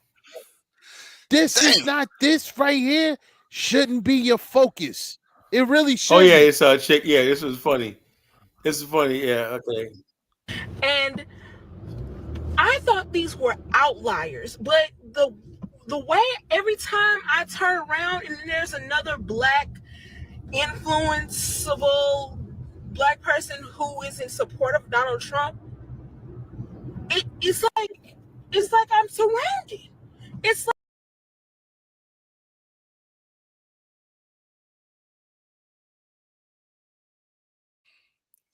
Well, Colin dropped off. Oh no! That Negro gonna have to learn to stop playing other people's videos all the damn time. Y'all ain't right, man. Come on. Another, and this is our leader, folks, right? No, I think what happened. No, don't start. I think what happened is somebody on the okay, that is his is diming us out. Where the collar go? I don't know who that is, but somebody is alerting them and saying that we didn't say fair practice. So he probably forgot to say fair practice, and that's probably what happened. You mean fair use? Fair use, fair practice. Same. But at the end of the day, he should know better by now. Hold on, bottom line. Don't bottom line us. The bottom line here. Let me say this. The whole thing is, Jonathan, man, black women are going on a war path. I thought it was like, okay, it's been a week, right? I thought they'll calm down. No, man, they are that mad. What I would like for sisters to call in. You got to use skinny women, man, from now on to illustrate your point, bro. What? Because you gonna get a thing up in here. No, that's okay. Yeah. You know what? I have learned something after studying for a little bit about black women, and the black marriage rate has increased lately. Did y'all know that? Yeah, we're up to what? But there's a particular age group is that is increasing. It's generally people 35 and younger. Okay. It's people that were, y'all ages that ain't married for the most part. Because So you taking So what shots did at what did y'all do back then? Like how I horrible knew was I knew it y'all? was I gonna be don't some know, type of Jonathan, Jonathan. oh, dig. he Jonathan, comes from that taking are y'all shot. are y'all sure y'all know who y'all marrying? Oh man. I mean, I want to know. Are you married? Are you make sure Ka- that man Jonathan don't have a thing Kyla, between his Kyla, legs? Kyla, Kyla, Kyla, Kyla, Kyla. You I didn't saw get this married until masculine woman. you were in your 50s. So I what? saw this masculine woman Why? from Why? Brazil. Hey, look, I hey, mean, this She didn't looked work you like are out. an Hulk Hey, Hogan. look, entrepreneur, a I'd rather go-getter. The only time you had a have the love woman to on the love thing than was a have love to non-black walk. woman. The So I'm Can we stay confused on about you, topic, Kyla. Jonathan? Bottom Can we line, stay what on am I supposed to topic? do, Jonathan? We on topic. Hold a woman to gunpoint and say marry me and whatnot? It just didn't happen, man. What am I So you do? just couldn't get one, Kyla. Oh, come Not to on, marry, bro. not to marry. No, Is this the we too much political black. party I you was talking look about? the type of women I was dating when I just was all into black girl magic, and they think they're the boss chick. You know, that's all. That's what I was up against, man. Now, if You're up I against lowered my black girl standards a magic. little bit, yeah, I could have been married a long time ago, man. If I lowered my standards, hell yeah. Kyla, according to you, you were a successful entrepreneur. You had a No, I wasn't. paramedic No, I wasn't. business. You had a I mean, so you Jonathan, were a fool yo, to your nigga, business. Tyler didn't want the big Dollar girls. Bill. He What did I wanted tell the you? thick What did I girls, tell you, Dollar and they Bill? wasn't checking for him. I was not. It's, Look, I was not successful, so I got into the ITC and insurance business, right? I told him I was making $20,000 when I The got bottom married. line is, bottom First of line is all, this. back in the It days, took don't me make it seem 10 like that was years. small money, It but took go me ahead. 10 years in the insurance business just to friggin' be middle class, you know? And so the bottom line, even though I made money, I used to work 3 jobs when I always had money. I always had cars, whatever like that. I had Yeah, I don't know side about hustles that. and everything like that. But I was never that type of guy that friggin' had a business that was just making money hand over fist like I am now. But the bottom line is, and also let me tell you something, Jonathan. The type of chicks I was dating, right? For some reason, black women, good or bad, I think it's good for them, right? They simply told me, right, because I didn't finish college. I'm a college dropout, right? I've been to college. I'm a college dropout, right? They were like, Uh-huh. that's one thing. There's a lot of sisters, man, for the most part, right? Most of the people I dated had college degrees. They wanted a man with a degree. It didn't matter how much money you were making. They wanted a Kyla, man with a degree. But Kyla, you're you wasn't telling the making no absolute money. You truth. just said that. I was making good money because I was working three. Tyler, you could have used that as motivation and went back to school and got your degree. Hold on. Bottom line, no, I was working 3 jobs. I was doing club security. I had other jobs like that. So I was making Kyla, a I good, can't blame the women that are highly so, educated not wanting to get with so someone like I was you. I hold on. I mean, was basically equally yoked educationally. That's your I fault. was dating. Don't blame Seven women for females that. I was dating, those sexy, high class chicks, whatnot. The bottom line, they'll date you. You have a good time, but when marriage comes, they want somebody with a degree. Hey, look. Kyla, you want to laugh? I put myself out there. Because the bottom line, I could be like, yeah, I was the man or whatever like that. No, they just don't want to marry me. Simple as that. I had what it took. Kyla, But you Kyla, want were to you laugh? able to get Right. women when you were younger? Yeah, I was able to get women, a lot of women, Jonathan, even why when you I wanted asking me that to. But question? marriage is another Of thing. course, Tyler Marriage was a is another bouncer. thing. He got all the girls in the club. No, he was a bouncer. He just let No, the I'm girls just good come into looking. the I was club. just good looking. That's all. I got that power over women. I was just good like that. Kyla, Like you any know what's woman I But you funny? want. couldn't get one to marry you. Except the ones with college degrees. You didn't have no Hold on, power over. marriage. Look, I don't know the chicks I was with. I don't, Jonathan. Maybe you were a lot of hood rats and shit like that. I never dated type of women. The women I was with all was Kyla, the kind of NYU woman you were University, dating, you couldn't get them to marry you. Norfolk State So graduate. basically, you were basically like they were just So like, you know hey, what? it Let is me what get it this little is. A boy lot some of girl a women. Kyler, chance. you learn your lesson, and you got somebody on your level. That's good. We all did the same. She's He not didn't my get level. nobody on this level. Don't do Hold on. that. My But wife go right now, ahead. Isabella, has a degree, but the bottom line, she just likes me. The bottom line, she just likes me. But the bottom line is, hey, look, No, it wasn't what no it was, comment. man. And there was a chicks that I could get married. I didn't have the Kyler, courage. please tell us the bottom line, please. You know what I'm saying? Can So we we're get back back on. to So the instead of being to the on me, The we're back. subject, bottom man? line is, when I Let's was talk about. young, I Let's couldn't get women to Big like Black. me unless I Big paid Black. a Can Big we price. Black. stay on Okay, the subject, fellas? change the topic. Can Big we Black. get What do you back think on about the subject? subject? A black political party. Now, as soon as you No, say that you Dollar off the Bill, Big subject, Dollar Black, I Bill. wanted to This ask you is about your name, Big actually Black. Dollar Bill. This is What? actually related to the subject No, it's Did you not get related. your because name? I'm trying Did to you get your name from understand. Norbit? oh, oh, I'm Oh, I'm big. trying to understand why is older people saying, "Man, we need to have this political." What You that got didn't to do figure with this the shit topic? out a long What time that got to do ago. with the topic? well, let We me got to say, look. let me Bottom tell line, look. you. I don't care if you get You married or just not. now I don't woke up in care. 2024, No, getting I ready don't to No, care if you get die. no, married or not. no. Maybe in the next 10 to Hold 20 on. years, Oh, talk about what we need to I do. did have a The one question thing Where for you you, that Big been? Collar. you got to talk about is the fact that a lot of sisters are out here angry, they're single, they're 40, they're single, they're overweight, and they're basically not. So they're angry. So somebody got to take the blame for this shit. You know, and why is it me? Big Black, what do you think about a black political party? Is it doable? I don't know, man. That's a hard one. You never thought about that? Yeah, but you hold on. No, Big Black. I know you're an intelligent guy. right. You can't see how many years have you been voting? I've been voting for a long time, but okay. Well, let me get this. What did we vote for? I mean, tell me what you got out of when you go to that voting, you stand online all day and whatnot, and vote whatnot. What would you expect? You just vote just because they tell you got to vote because Martin Luther King died for your right to vote? They tell us that. Big Black sound like he's sleepy already. Big Black sound like he's Before you sleepy. answer that question, Kyla, why would you disrespect Martin Luther King? I said Martin Luther King. Oh God. I said, why would you disrespect Martin Luther King? I ain't disrespecting him. Say his name right. You know, Martin Luther King. You know, Martin Luther King. Yeah, I want to hear Big Black, and then I want to say something about my time Y'all in be New York cool, City, man. Go ahead. And what happened politically. I did want to say something about off topic because y'all forget. Kylo, man. When are you you know what I'm saying, Dollar Bill going to get back to the Pan-Africanism, man? You know, the movement been missing y'all. You know, hey, you ain't got to worry about Tariq no more. He can't run the whole we'll become reparations Pan-African thing. when Chuku when Chuku wears a do-rag. He probably wears a do-rag right now. You know, a lot of Caucasians wear do-rags. Oh, you say Chuko's white, man? Damn, yeah, man. Chuko's white, man. He's not black. He's definitely not black. You know, I was going to get a whole song for him called Chuko and the Man. You know, remember that? Chico and the Man, yeah. Chuko and the Man. You know they got those. You can change your voice. You know they. Online, I got one of those machines. I'll pull it out probably next week, man. I just been kind of lazy, man. I think Chuko got one of those machines. I got one of these machines. We can have a Chuko alert. Give him like a little African black scent, you know, so he can spouse all his. But I'm telling you guys, racist white the minority. You should just give up. My mother gave up. She married the Igbo.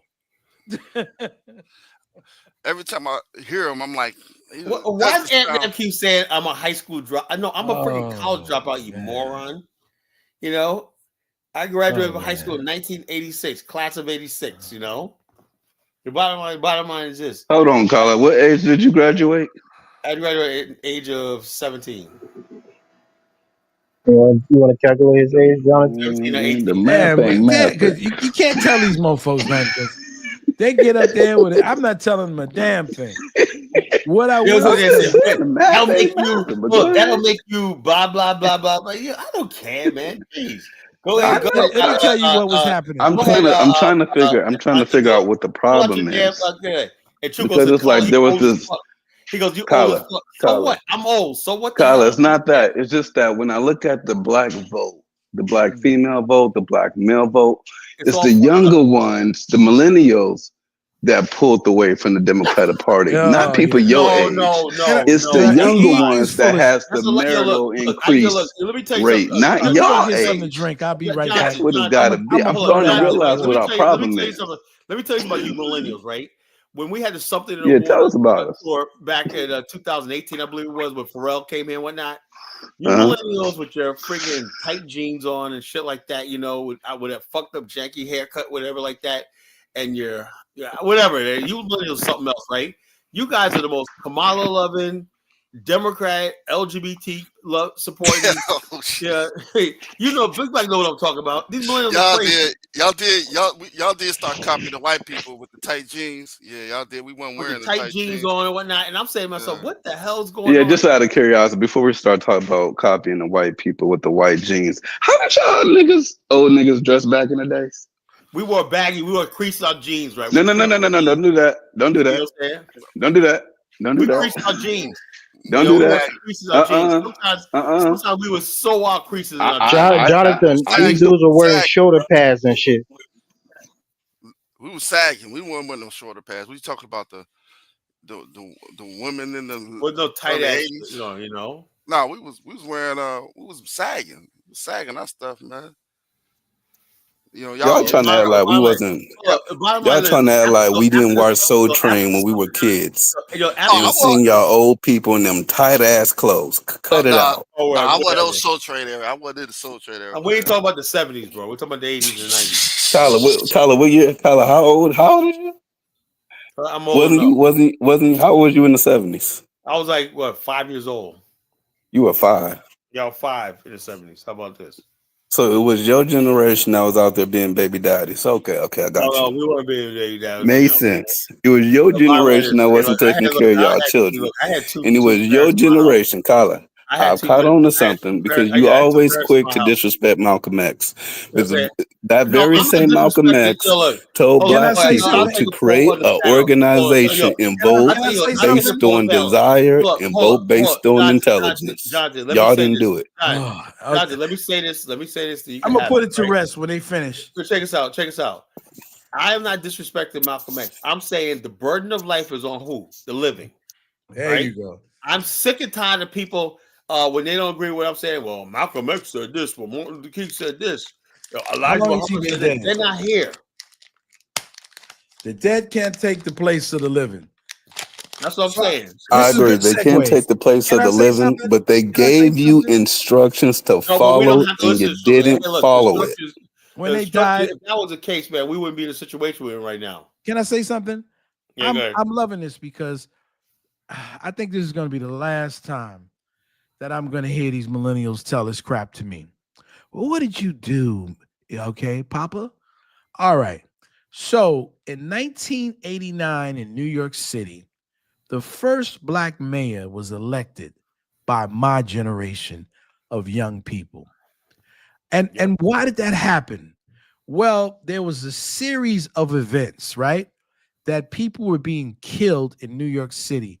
Young men with just police with brutality were walking up to them and putting their guns on their heads and blowing their heads off. It was really bad. And okay, in New York City. So it was my generation, the same generation that brought hip hop, also, by the way. The same generation was the same generation to bring in the first black mayor. And consequently, we got another one, even though he's a jerk. But we paved the way to do something that hadn't been done in the history of New York. We fought back and we held prominent positions, okay, in New York City. The city council, the mayor's office. We even had Basil Patterson at one time, the first black governor, okay, of New York State. These things were done because we were politically active. When a black woman by the name of Eleanor Bumpers, okay, police came to our house and blew her hands off and shot her to death because she didn't want them to come in her house. Okay, when Michael Stewart was chased, Michael Griffin, by a bunch of a white mob of Italians, okay, into the Belt Parkway and basically assassinated. When a young black girl, okay, was run down by Lubavitcher later on in David Dinkins' career, it was black people who took to the streets. It was black people who had a slave theater in New York City. It was the black people that had the first world, that had all of the people. It was black people in our area that had WBLS, Liberation Black Radio. It was us who stood up, okay, and said, we're not going to take it. We're mad as hell. We're not going to take it anymore. We're not going to allow these whites to just come into our city who don't even live in our city to kill our kids and blow. And I was a kid at that time going to the House of the Lord Church and Reverend Daughtry, the black man's movement against crack. And I can go on and on and on and on to the break of dawn about what we did in New York City and New York State. We were the first, okay, mayors in the country, okay, to welcome, okay, the Honorable Mandela, okay, to New York. Don't forget the songs that we produce. Fight the power. Okay. Don't forget we were talking yesterday about self-destruction. We predicted that you guys would bastardize hip hop and be headed for self-destruction. So don't say we didn't have. Don't forget, we're the same people that produced the sister who wrote Sister Soldier, the coldest winter ever. So don't act as if, young people, that we were sitting around playing and fiddling with our behinds. We were the ones with the medallions with the red, black, and green. We were the ones that got into what was real Pan-African, not some little fat guy on the internet talking, Tariq, Tariq. Okay? We had real people going to jail. We weren't as successful as the people who were the predecessors in the 70s before us, but we certainly weren't like you millennials. We were a whole lot of different flavor, baby. And that's what was up. Exactly. All And right. with that being the case, why did y'all fail with all of that? Because none of that shit exists today and y'all still alive. Go ahead. No, you don't exist today because y'all took the bait. It don't exist today because y'all don't have conscious rappers anymore. Y'all got mumble rappers. Okay? It don't exist today because we didn't have in New York City, we didn't have Bloods and Crips. Y'all got Bloods and Crips. Okay? We had a moral code. We had respect for one another. And you know what? We didn't have all of these immigrants talking all that jazz. Either you got on code and you got down. Okay? We didn't have the chukus of the world. That's why you are failing us. We didn't fail you. We left you black mayors. We left you a blueprint for black power. Yeah, but your black mayors, as you and Kala have said, have failed. Yeah, but that's not our fault. We set Oh them yeah, up to it be. is. We Because set them up to have. y'all We didn't even elected never people had. based on skin color, and No, y'all didn't elect the best people. no. We Can didn't you elect this. The imagine? millenniums, y'all elected this one. No, We no, no, didn't no, no, elect no, no, it. no. Y'all elected the first black people to run shit, and Mhm. y'all elected the wrong black people to run shit. Detroit, they had the drug addict and still the money mayor, the first black mayor. Shout out to him, though. Washington, D.C., they had the crack-headed mayor too, the heroin mayor. New That York was City, Marion Bayer. Oakland, your But let me generation just say something. in Let me say Oakland, something. y'all had Hold on. Ronald Dellum Let smoking me say, hold crack on. Let's and stop for a still minute. the mayor. That's Let me the just kind of stop. people y'all voted for. But go ahead. Let me just stop this for a minute. Let's not forget before Marion Bray, for Marion Barry of Washington D.C. was a crack person. He was look at his history. He's the one in the '60s and the '70s. He was in SNCC. He was a protester. Let me see. This is one I want you young people to understand something because you really don't have much of a mind. So let me give you one. Let it be like you off to see the wizard. When I'm talking to you about the cost of being an African American freedom fighter, these men were attacked. These men, okay, went through a whole lot of psychological problems. They were incarcerated, they were put in jail, they were given drugs, they were infiltrated in their own bedrooms.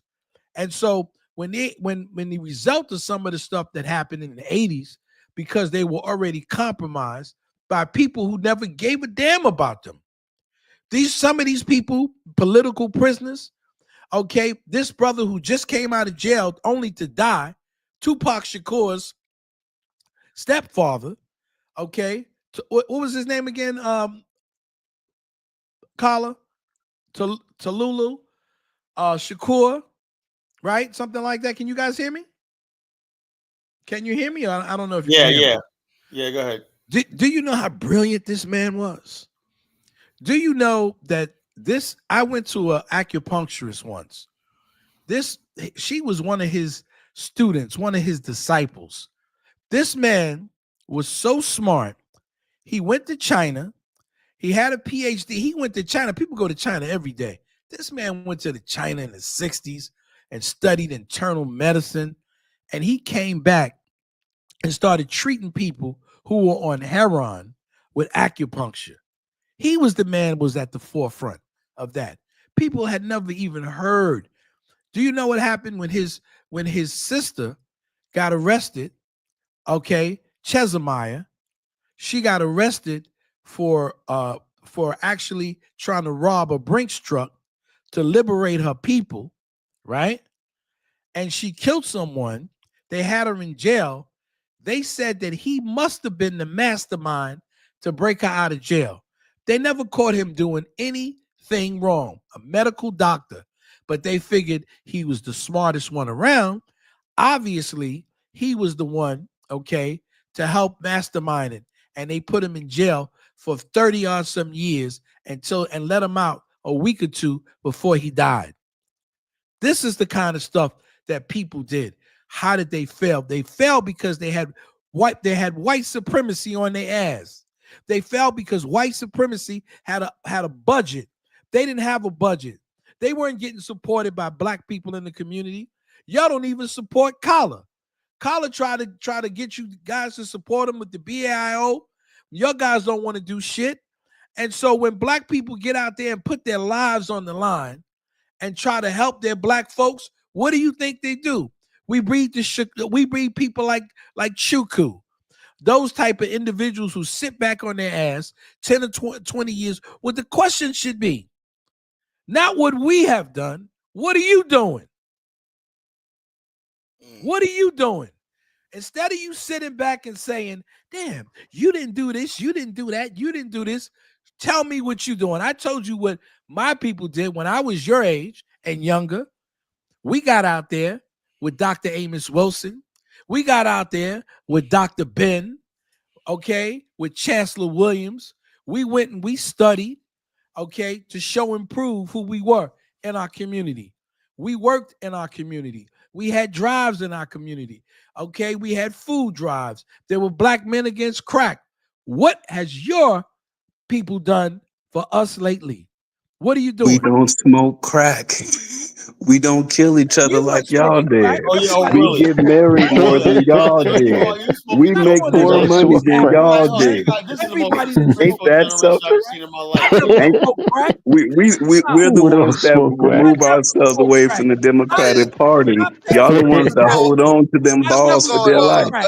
Circles, Y'all Carla, suck. Smoked crack. Take it. I never And we smoked crack. and we Because there was definitely a don't crack we era. definitely Listen, don't disrespect our listen, elders listen. and say We, that we in different don't tell times these now. Whatever Africans they that say, it bullshit doesn't matter. because they're gonna tell you, oh, just like they laugh. Oh, I didn't Co- smoke no Dollar freaking Bill, why are crack. you bringing up the Africans? No, because None you of them can't are up say here. shit. You None of them can't are up say here. shit. You can't say shit around. Elvis is an African. You can't say shit Yeah, but he around don't these talk niggas like that, so you because can't say that. they're gonna say, oh, And you this is didn't what I smoke mean. crack. You I can't stay never on smoked crack. topic. Stop looking at the comment Colin didn't section. smoke no crack. I didn't smoke no crack. I never been arrested. Didn't go to a court until I worked Y'all in the never been arrested?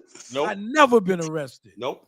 Never. Damn, that's crazy. Never, Nope. never. No. We're just too So smart. that means y'all wasn't actually pushing anything. No, but I no, we was actually pushing were smart knowledge enough and to go out there and information. get money the right way and whatnot. So I didn't have Shout to. out to Malcolm X. James Farmer been in jail. So Martin Luther hold on. King Yeah, been look, in yeah, look. jail. That's The what Black we're. Panthers That's been no. in That's another jail. thing. That's another thing. Move been in That's another jail. thing. They all been in jail. Y'all didn't Yeah, go to man. jail. Oh Nope, I didn't yeah, go to man. jail. Y'all the Yeah, man. only Martin Luther liberation King went to movement jail. that the Look, Martin FBI Luther and King the went to police didn't have jail. to deal with. Malcolm X went to jail. So we It's okay understand to y'all go to level of jail. intensity It's with the okay to, movement. look, Dollar Bill, it's That's okay to all. rack up felonies, 20 felonies on your record. When yes, come on, it's like, Let me tell oh, you this. My Kala, good with all friend. due Hold on respect, one hold second. on.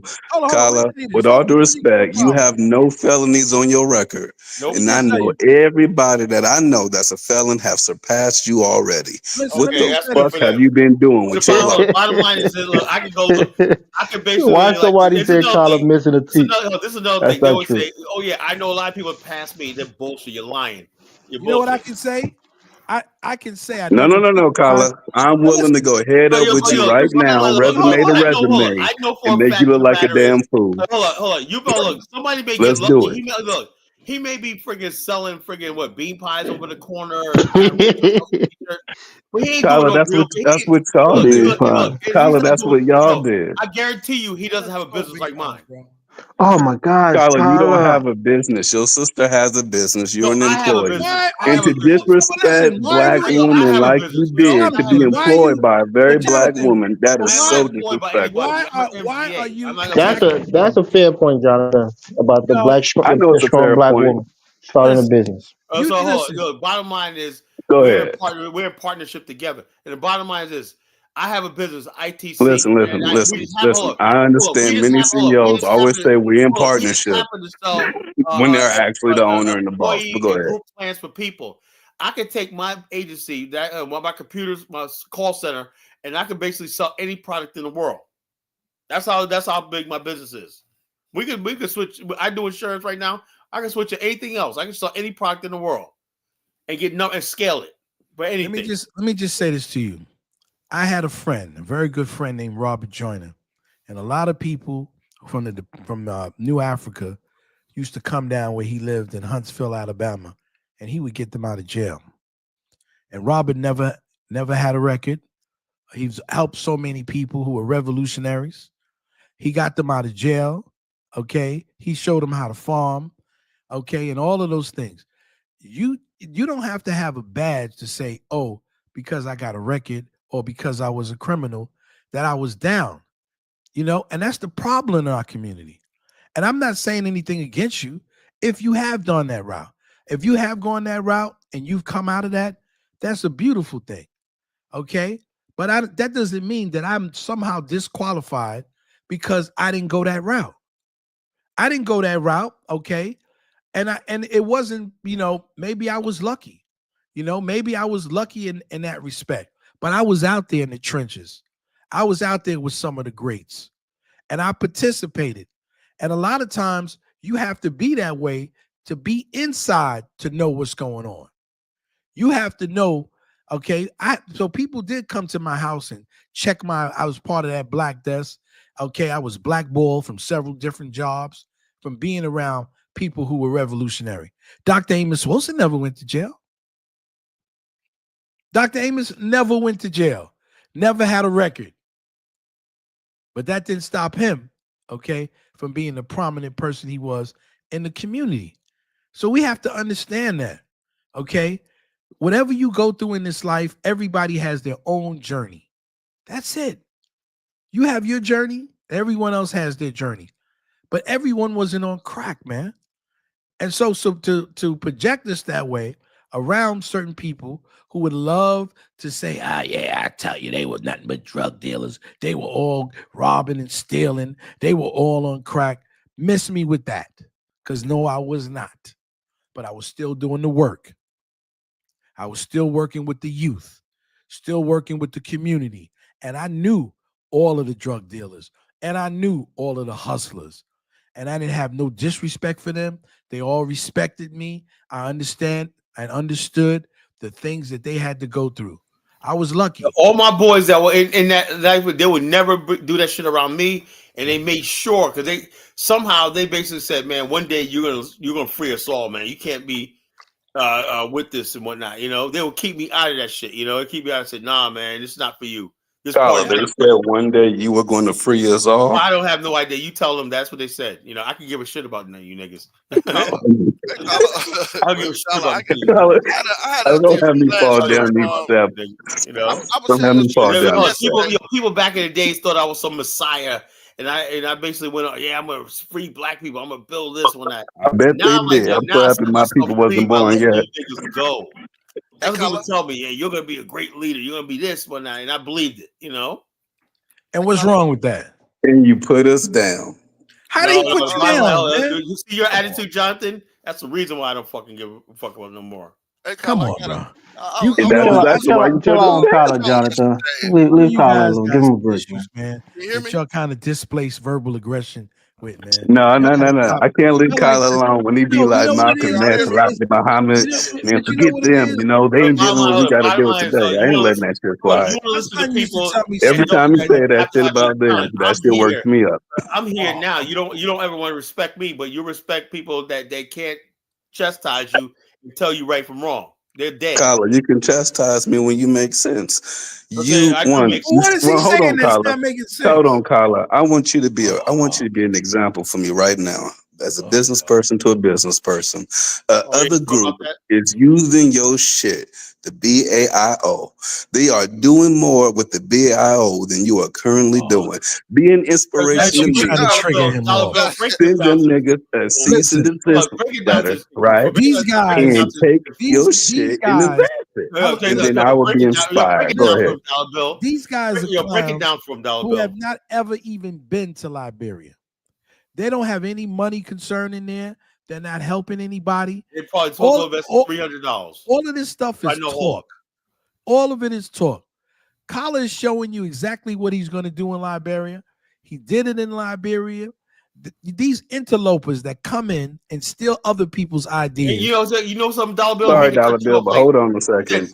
Get this. I can go These back people, 8 these shows people. ago when Kyler Look, said I the was hell the with only one. Liberia. Look, I was I the just only want to one in bring my wife over BAIO here, and that's that it. was I ain't got interested in time for this Liberia, right? Check African this out. shit. I don't care if it works They or were not not. interested in Liberia. You know where they went to? Went to Rwanda. You know, But Carla, you know Carl Fambula. You know she worked in the government. Oh, no, You know but she has strong roots in they hooked up Liberia. with Al Fambula and whatnot, you know. And I told her, you know, I said, look, you want to mess with Jabari and all these people, you know, my relationship. I was the one who introduced her to Dynas. I was the one who put her on, you Right, know. but Jabari is doing work. Your problem with him is that he's a homosexual, but he's doing the work. They have an academy. They're doing some work. Hey, Dollar Bill, break it down to him. You If know, you want them to bring the LGBT community let me tell you something, to Elvis. Africa, then Let me work break with it them. down. Let me break something down to you right now. You know what the real work is? When you got people from Liberia, like I do, like 20, 30 people call you, Kala, I need $10. Send me $10. Send me $20 here when I don't have no food. Carla, Now, hold our up. That's where the families real does that every that's where the real day, and we that's where the send real work hundreds, if comes in. not Look, thousands they're of not doing dollars. none of that. Oh, look, they're not Come doing on, none of that. man. I am. That's not You a know, flex. I He's am. not Any talking It immigrants is about a know flex. that their parents or It's a their Liberia. flex. family or their, Bottom their line is sisters they're calling not for doing money they're every not month. doing nothing. They're not doing that. They're not putting themselves at risk. They're not doing nothing. I bet you anybody money, none of the people that they talking to in Liberia could call them and get a dime from them. And I know all from That's them. not true. Carl It is Fambula the sends truth people though. money You know, all the time, Carla. what money is Kyle Fambula giving up? Nothing. I mean, Carla, how do you know that? Because I know.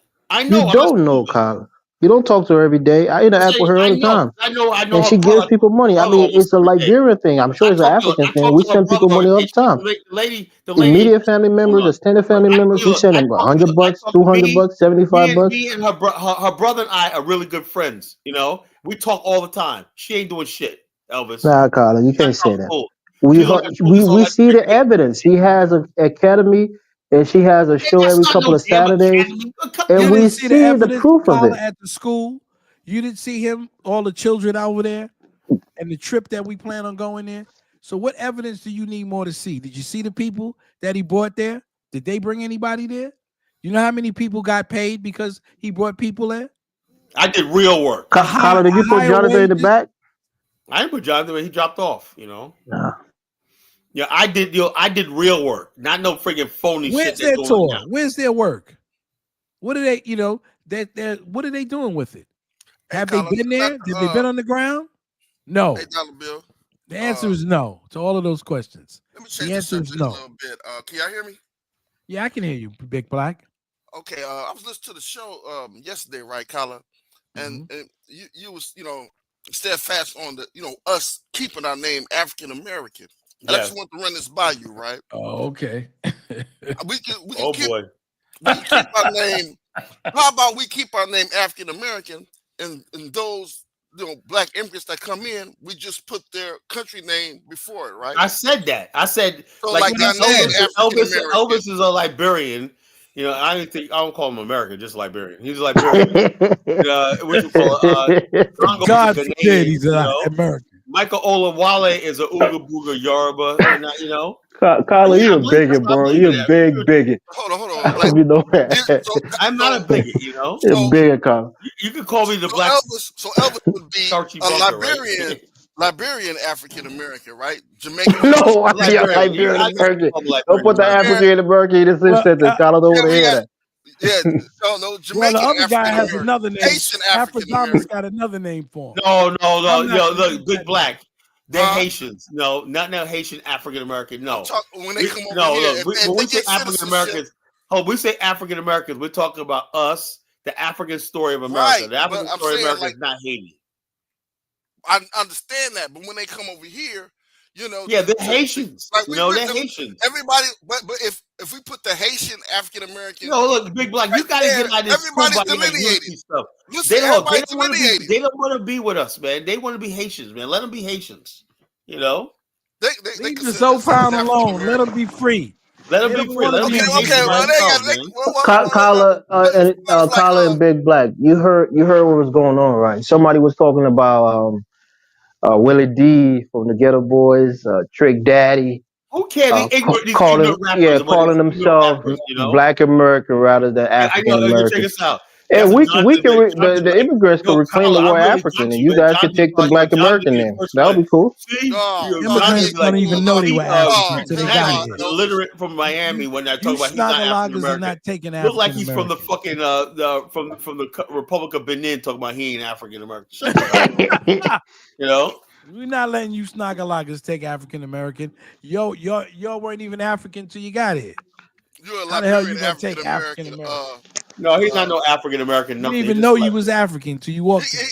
They gonna send him African American on paper though. When he I don't have no idea. We gotta change that. But Big Black, where you get that name from? Is it Norbit? Because I seen a clip and there was a guy named Big Black in that movie. Did you get that name from there? No, I thought about it. It came from my imagination. His girlfriend saying you damn right. Imagination.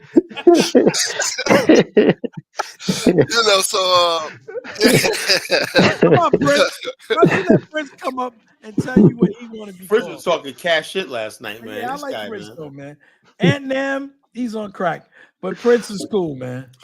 Prince be talking bolos. I like Prince, man. I gotta catch him up here. I like Prince. Come on up here, Prince. Talk because he's not insidious like some people are on the, on the channel. Prince be slick dissing, man. He talk a little. That dude Jack last night. What the hell, what was that all about, man? Dude Jack come up with these crazy, wacky statistics and whatnot. Black American this, studies have shown. I'm so sick of it. Shut your ass up. Get your corny ass up. Corny motherfucker. Look, but the whole thing is Tariq is trying to bring us away from African Americans. That's why I did the show last night. I'm trying to look. Let me tell you something, Big Black. Let me say this right. Look, and you have the floor. Look, the bottom line is the Dollar Bill and I. What we're trying to do is reclaim, because we realize that the ADOS FBA, they have some legitimate things, but like this lady in the chat room typed it. Like somebody typed a really nasty thing on my for show last night. Somebody said, "What copper colored, blah blah blah blah blah," and I said, "That's what I'm talking about." They're not fooling me. The ADOS FBA people are self-hating Negroes. Yeah. When you basically say you're FBA, what you're basically saying is we didn't come from Africa, that we sprung out of America out of nowhere. And we're copper colored, we're indigenous, blah blah blah blah. No, I want to tell people the world is we're claiming and reclaiming our African heritage and our African story. We're the African story of America. America has an African story. That story is us. There would be no America without Africa. And we're that story. We're the African American. Nobody else. Yeah. That's why I say just throw it. That's why it was beautiful. They'll use African American. Yesterday, I would like the Nigerian African American. Nah, we don't need them. Ghana African American. I don't want no Nigerians, Ghanaians, big black man. We don't need those people, man. We don't. But you can go hang out with them at the chop house. But this I'm only going to unify with them. Hold on. When they basically say, you know something, Africa was wrong. You guys deserve a homeland of your own. What you guys do with what? If they can't do that, then we're not brothers. Simple as that. That's the way I feel about it. But here's the thing. Well, there's no thing. Hold up. There's 50 million of us in America, right? We don't need anybody else. We don't need anybody else. But I understand what do we need? Jonathan. Big Black. What do we need? What do we need them for? Ask yourself. What do we need those people for? Hey man, I'm a Pan African. How you say that? Yeah, I know, but the bottom line, I Pan can't. Africanism is the way it was. You Look, they play. Hold up, come on, they Kyle. play. You gotta come Look, back you know what home, you man. need to do, Big No, Black. we don't You know need what them you niggas, do? man. You need to get them to be a Pan African. Then I'll believe you. They're not Pan Some of them Africans. are. Hold on, Man, hold them on. They're not sassy Pan. You know why? niggas. You know why you're Pan Africans? Because you have nothing.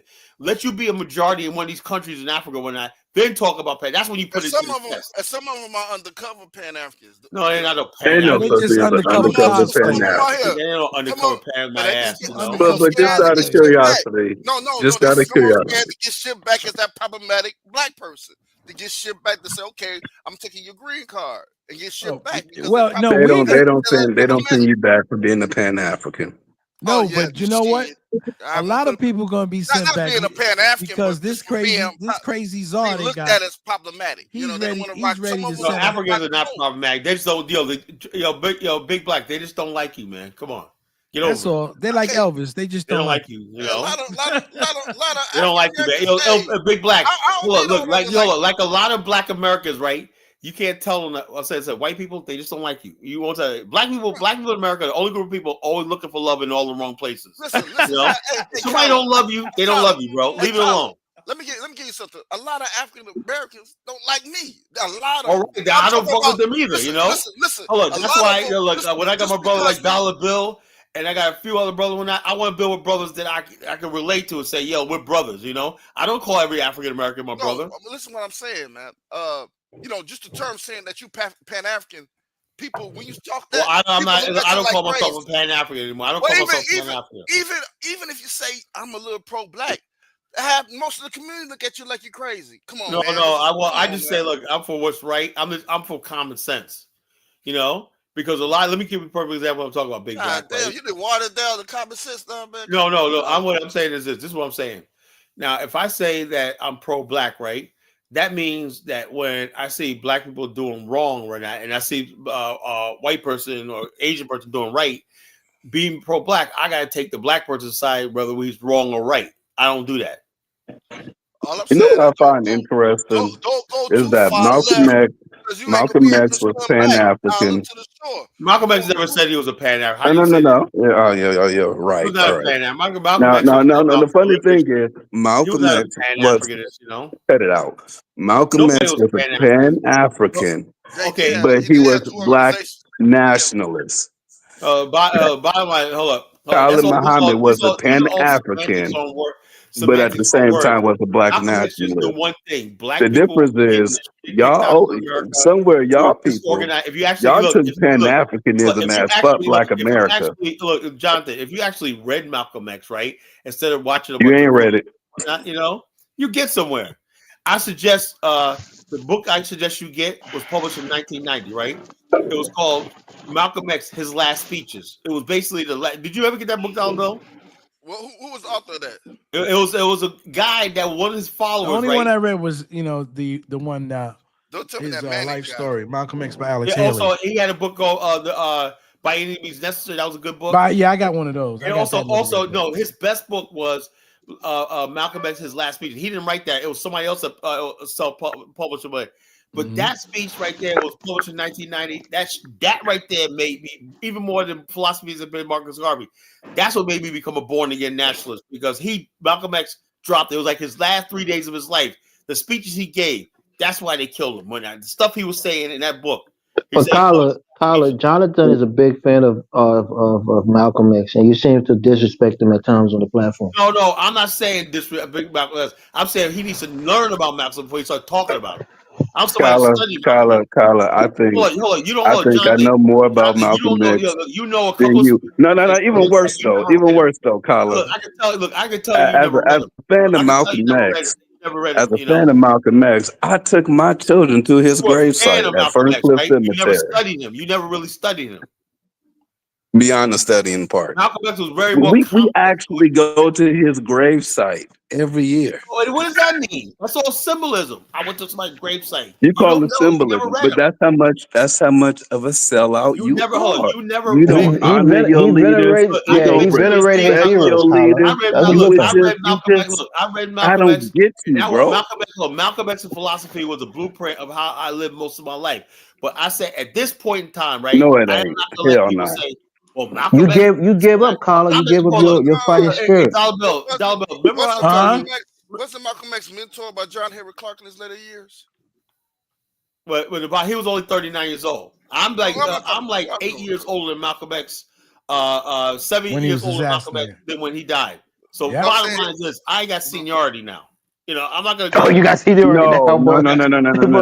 We're Well, not doing that. you haven't done half of the fights that he Even did in that, his life, even Colin. in that, when you say shit like What that, I exactly did think Malcolm that's X do? What exactly disrespectful. did Malcolm X do? Colin, What exactly? Name it. What did he do? Colin. He galvanized hundreds of thousands of No, people.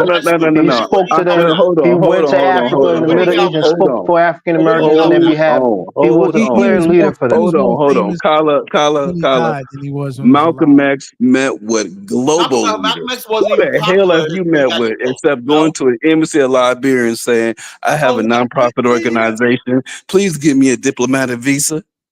Yeah, So what? you Colin. want I don't to think I think they're you can upset compare about yourself your. with. serious I think I don't they're think you can conversation? upset compare about Put your yourself your with ass him, back Colin. diplomatic. down to You guys are reality. not on the same level. Stop it. I think they're upset about your diplomatic. Well, I know because he'll never That. get one. I know you're not a Pan African. You're a white man. Okay, first of all, to get a diplomatic visa, all Oh, you have to do is just no, because I don't want to sugarcoat it. All you have You to know? do is just say that you're going there to do some kind of Oh, business, okay, and yeah, you okay. get It's a just that easy. diplomatic visa. How come you don't It's have the one? same process for every other How come you don't have country. one then?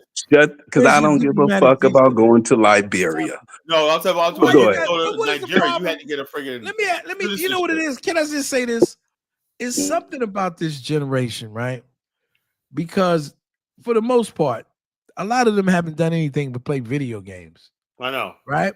And so they find their way of trying to come at our generation to Using tell Google. us what we haven't done. But when the question is on them, what are they doing? Hey, Jay Sanders. What are they? John What are Henry they Clark doing? was a close friend of What Malcolm are X. they Of doing course he for the was. black community? Tell me what they're doing. I haven't heard anything. You're telling me about Tariq. What has he got? A cafe? Okay, a hit All right, now history hold cafe. on, because I like to go there too. Do y'all No, I'm have a just saying. cafe? No. If y'all gonna say I Tariq help got a elect. Oh, we're I not cafe, help. speaking I do people help money. y'all We're elect. got not a speaking I people help. cafe? money. I help Have y'all elected. produced any I'm not I help. trying to. I'm documentaries? not I trying help Have to you put got elected. money anything that Tariq I has help done? elected And the if you first don't, talk to African people that's on your American, level. the first African American mayor in the city of New York. Dude, you A voted. city. You No, I weren't the didn't mayor. vote. I didn't just vote. I helped organize.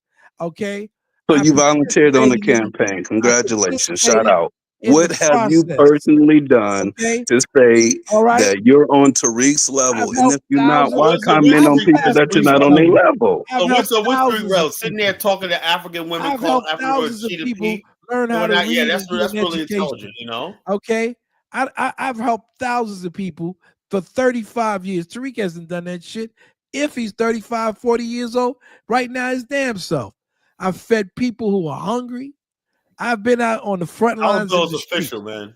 So stop that drama. Everything Tell that me Tariq about a does, damn we cafe. can What does he do? research What does he it. do Oh, for I can't anybody else? research nothing that anyone else does on here. Oh, what does he do? Unfortunately. Take you stupid niggas' money. Unfortunately. look for the What you got to say? first. He take you dumb Look niggas' for the money. first. Wait. You You said want to find me? wait, You know hold you. on, Carla. Well, You no, said no, he no. Hold doesn't on one do second. anything except take people's Well, he money. takes your money. Whatever Listen, he does, he's benefiting from it tenfold. Trust me. stealing. All you got Carla, is with all due homework respect, today. the Look up the CEO of first Goodwill outreach benefits program from in New York Goodwill. City. Oh yeah, The It's a CEO whatever, of the whatever. self-state. Yeah, he's a Salvation cool. Army He's benefits from the Tariq is Salvation Army. Tariq Get is a brain. Come on now. Tariq's a Okay. regular saint. You know. Yeah. Okay. All right, Yeah, John. he was a I didn't saint. say he was He a was a saint. pimp. I didn't say he was a saint. He was a But if he was Yeah, you're going he to was a criticize positive pimping pimp. y'all somebody, out, man. you He was better he, be Art a of pimping, higher up and art not of a he, bottom pimping and he, nigga. macking. he was a He's macking he and was a pimping on y'all niggas, man. You know, because he you're up was too young a to positive stupid to pimp. Kala, realize. Kala. He was pimping Tariq with can't good Stop Tariq words. hating. can't get over. Kala, Tariq can't get somebody listen. like Dollar Bill and myself to follow me because he He don't follows have my all the people that resume. follow him are young, Kala, knucklehead people like Don't do yourself. that. No, Don't do that. Please It's the don't do truth. that. Don't do you that. said young, dumb, and Don't do stupid. that. Young, dumb, and stupid people, follow Kala, him. Kala, You know. Kala. See, Carl, that's what I'm saying. It's Kala, time if to you bring Pan say Africanism back, man.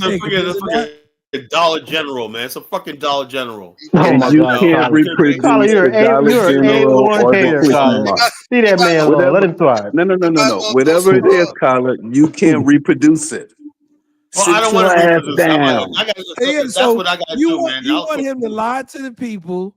You want him to steal the money See, that's what I told you in the beginning, First of all, dollar bill. If people give it to you, that's not stealing, nigga. Oh, It okay. is Well, still. It ain't tricking if you got it.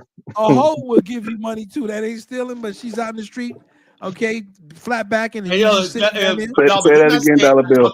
I talked about Jonathan, I want you to actually man think about what you just said. Listen, what he just said. That's not stealing. He said if somebody give it to you, it's not stealing. That means Yeah. your very soul is corrupt. Kyla, people Can't do ask that. for GoFundMe donation all the time Well, I for the never most asked for no frivolous things, and GoFundMe people donation giving for money. that. Ladies and So gentlemen, I want y'all to know this is the very same nigga that's trying to get to 1,000 subscribers so y'all can send him super chats. Get out there and take that Jonathan, bro, Oh, calm come on, down. man. Go have a nice glass of water and take the night off, What man. happened, You man? done Did too you much get some of that damage. bush meat, man? What the hell's going on with you, bro?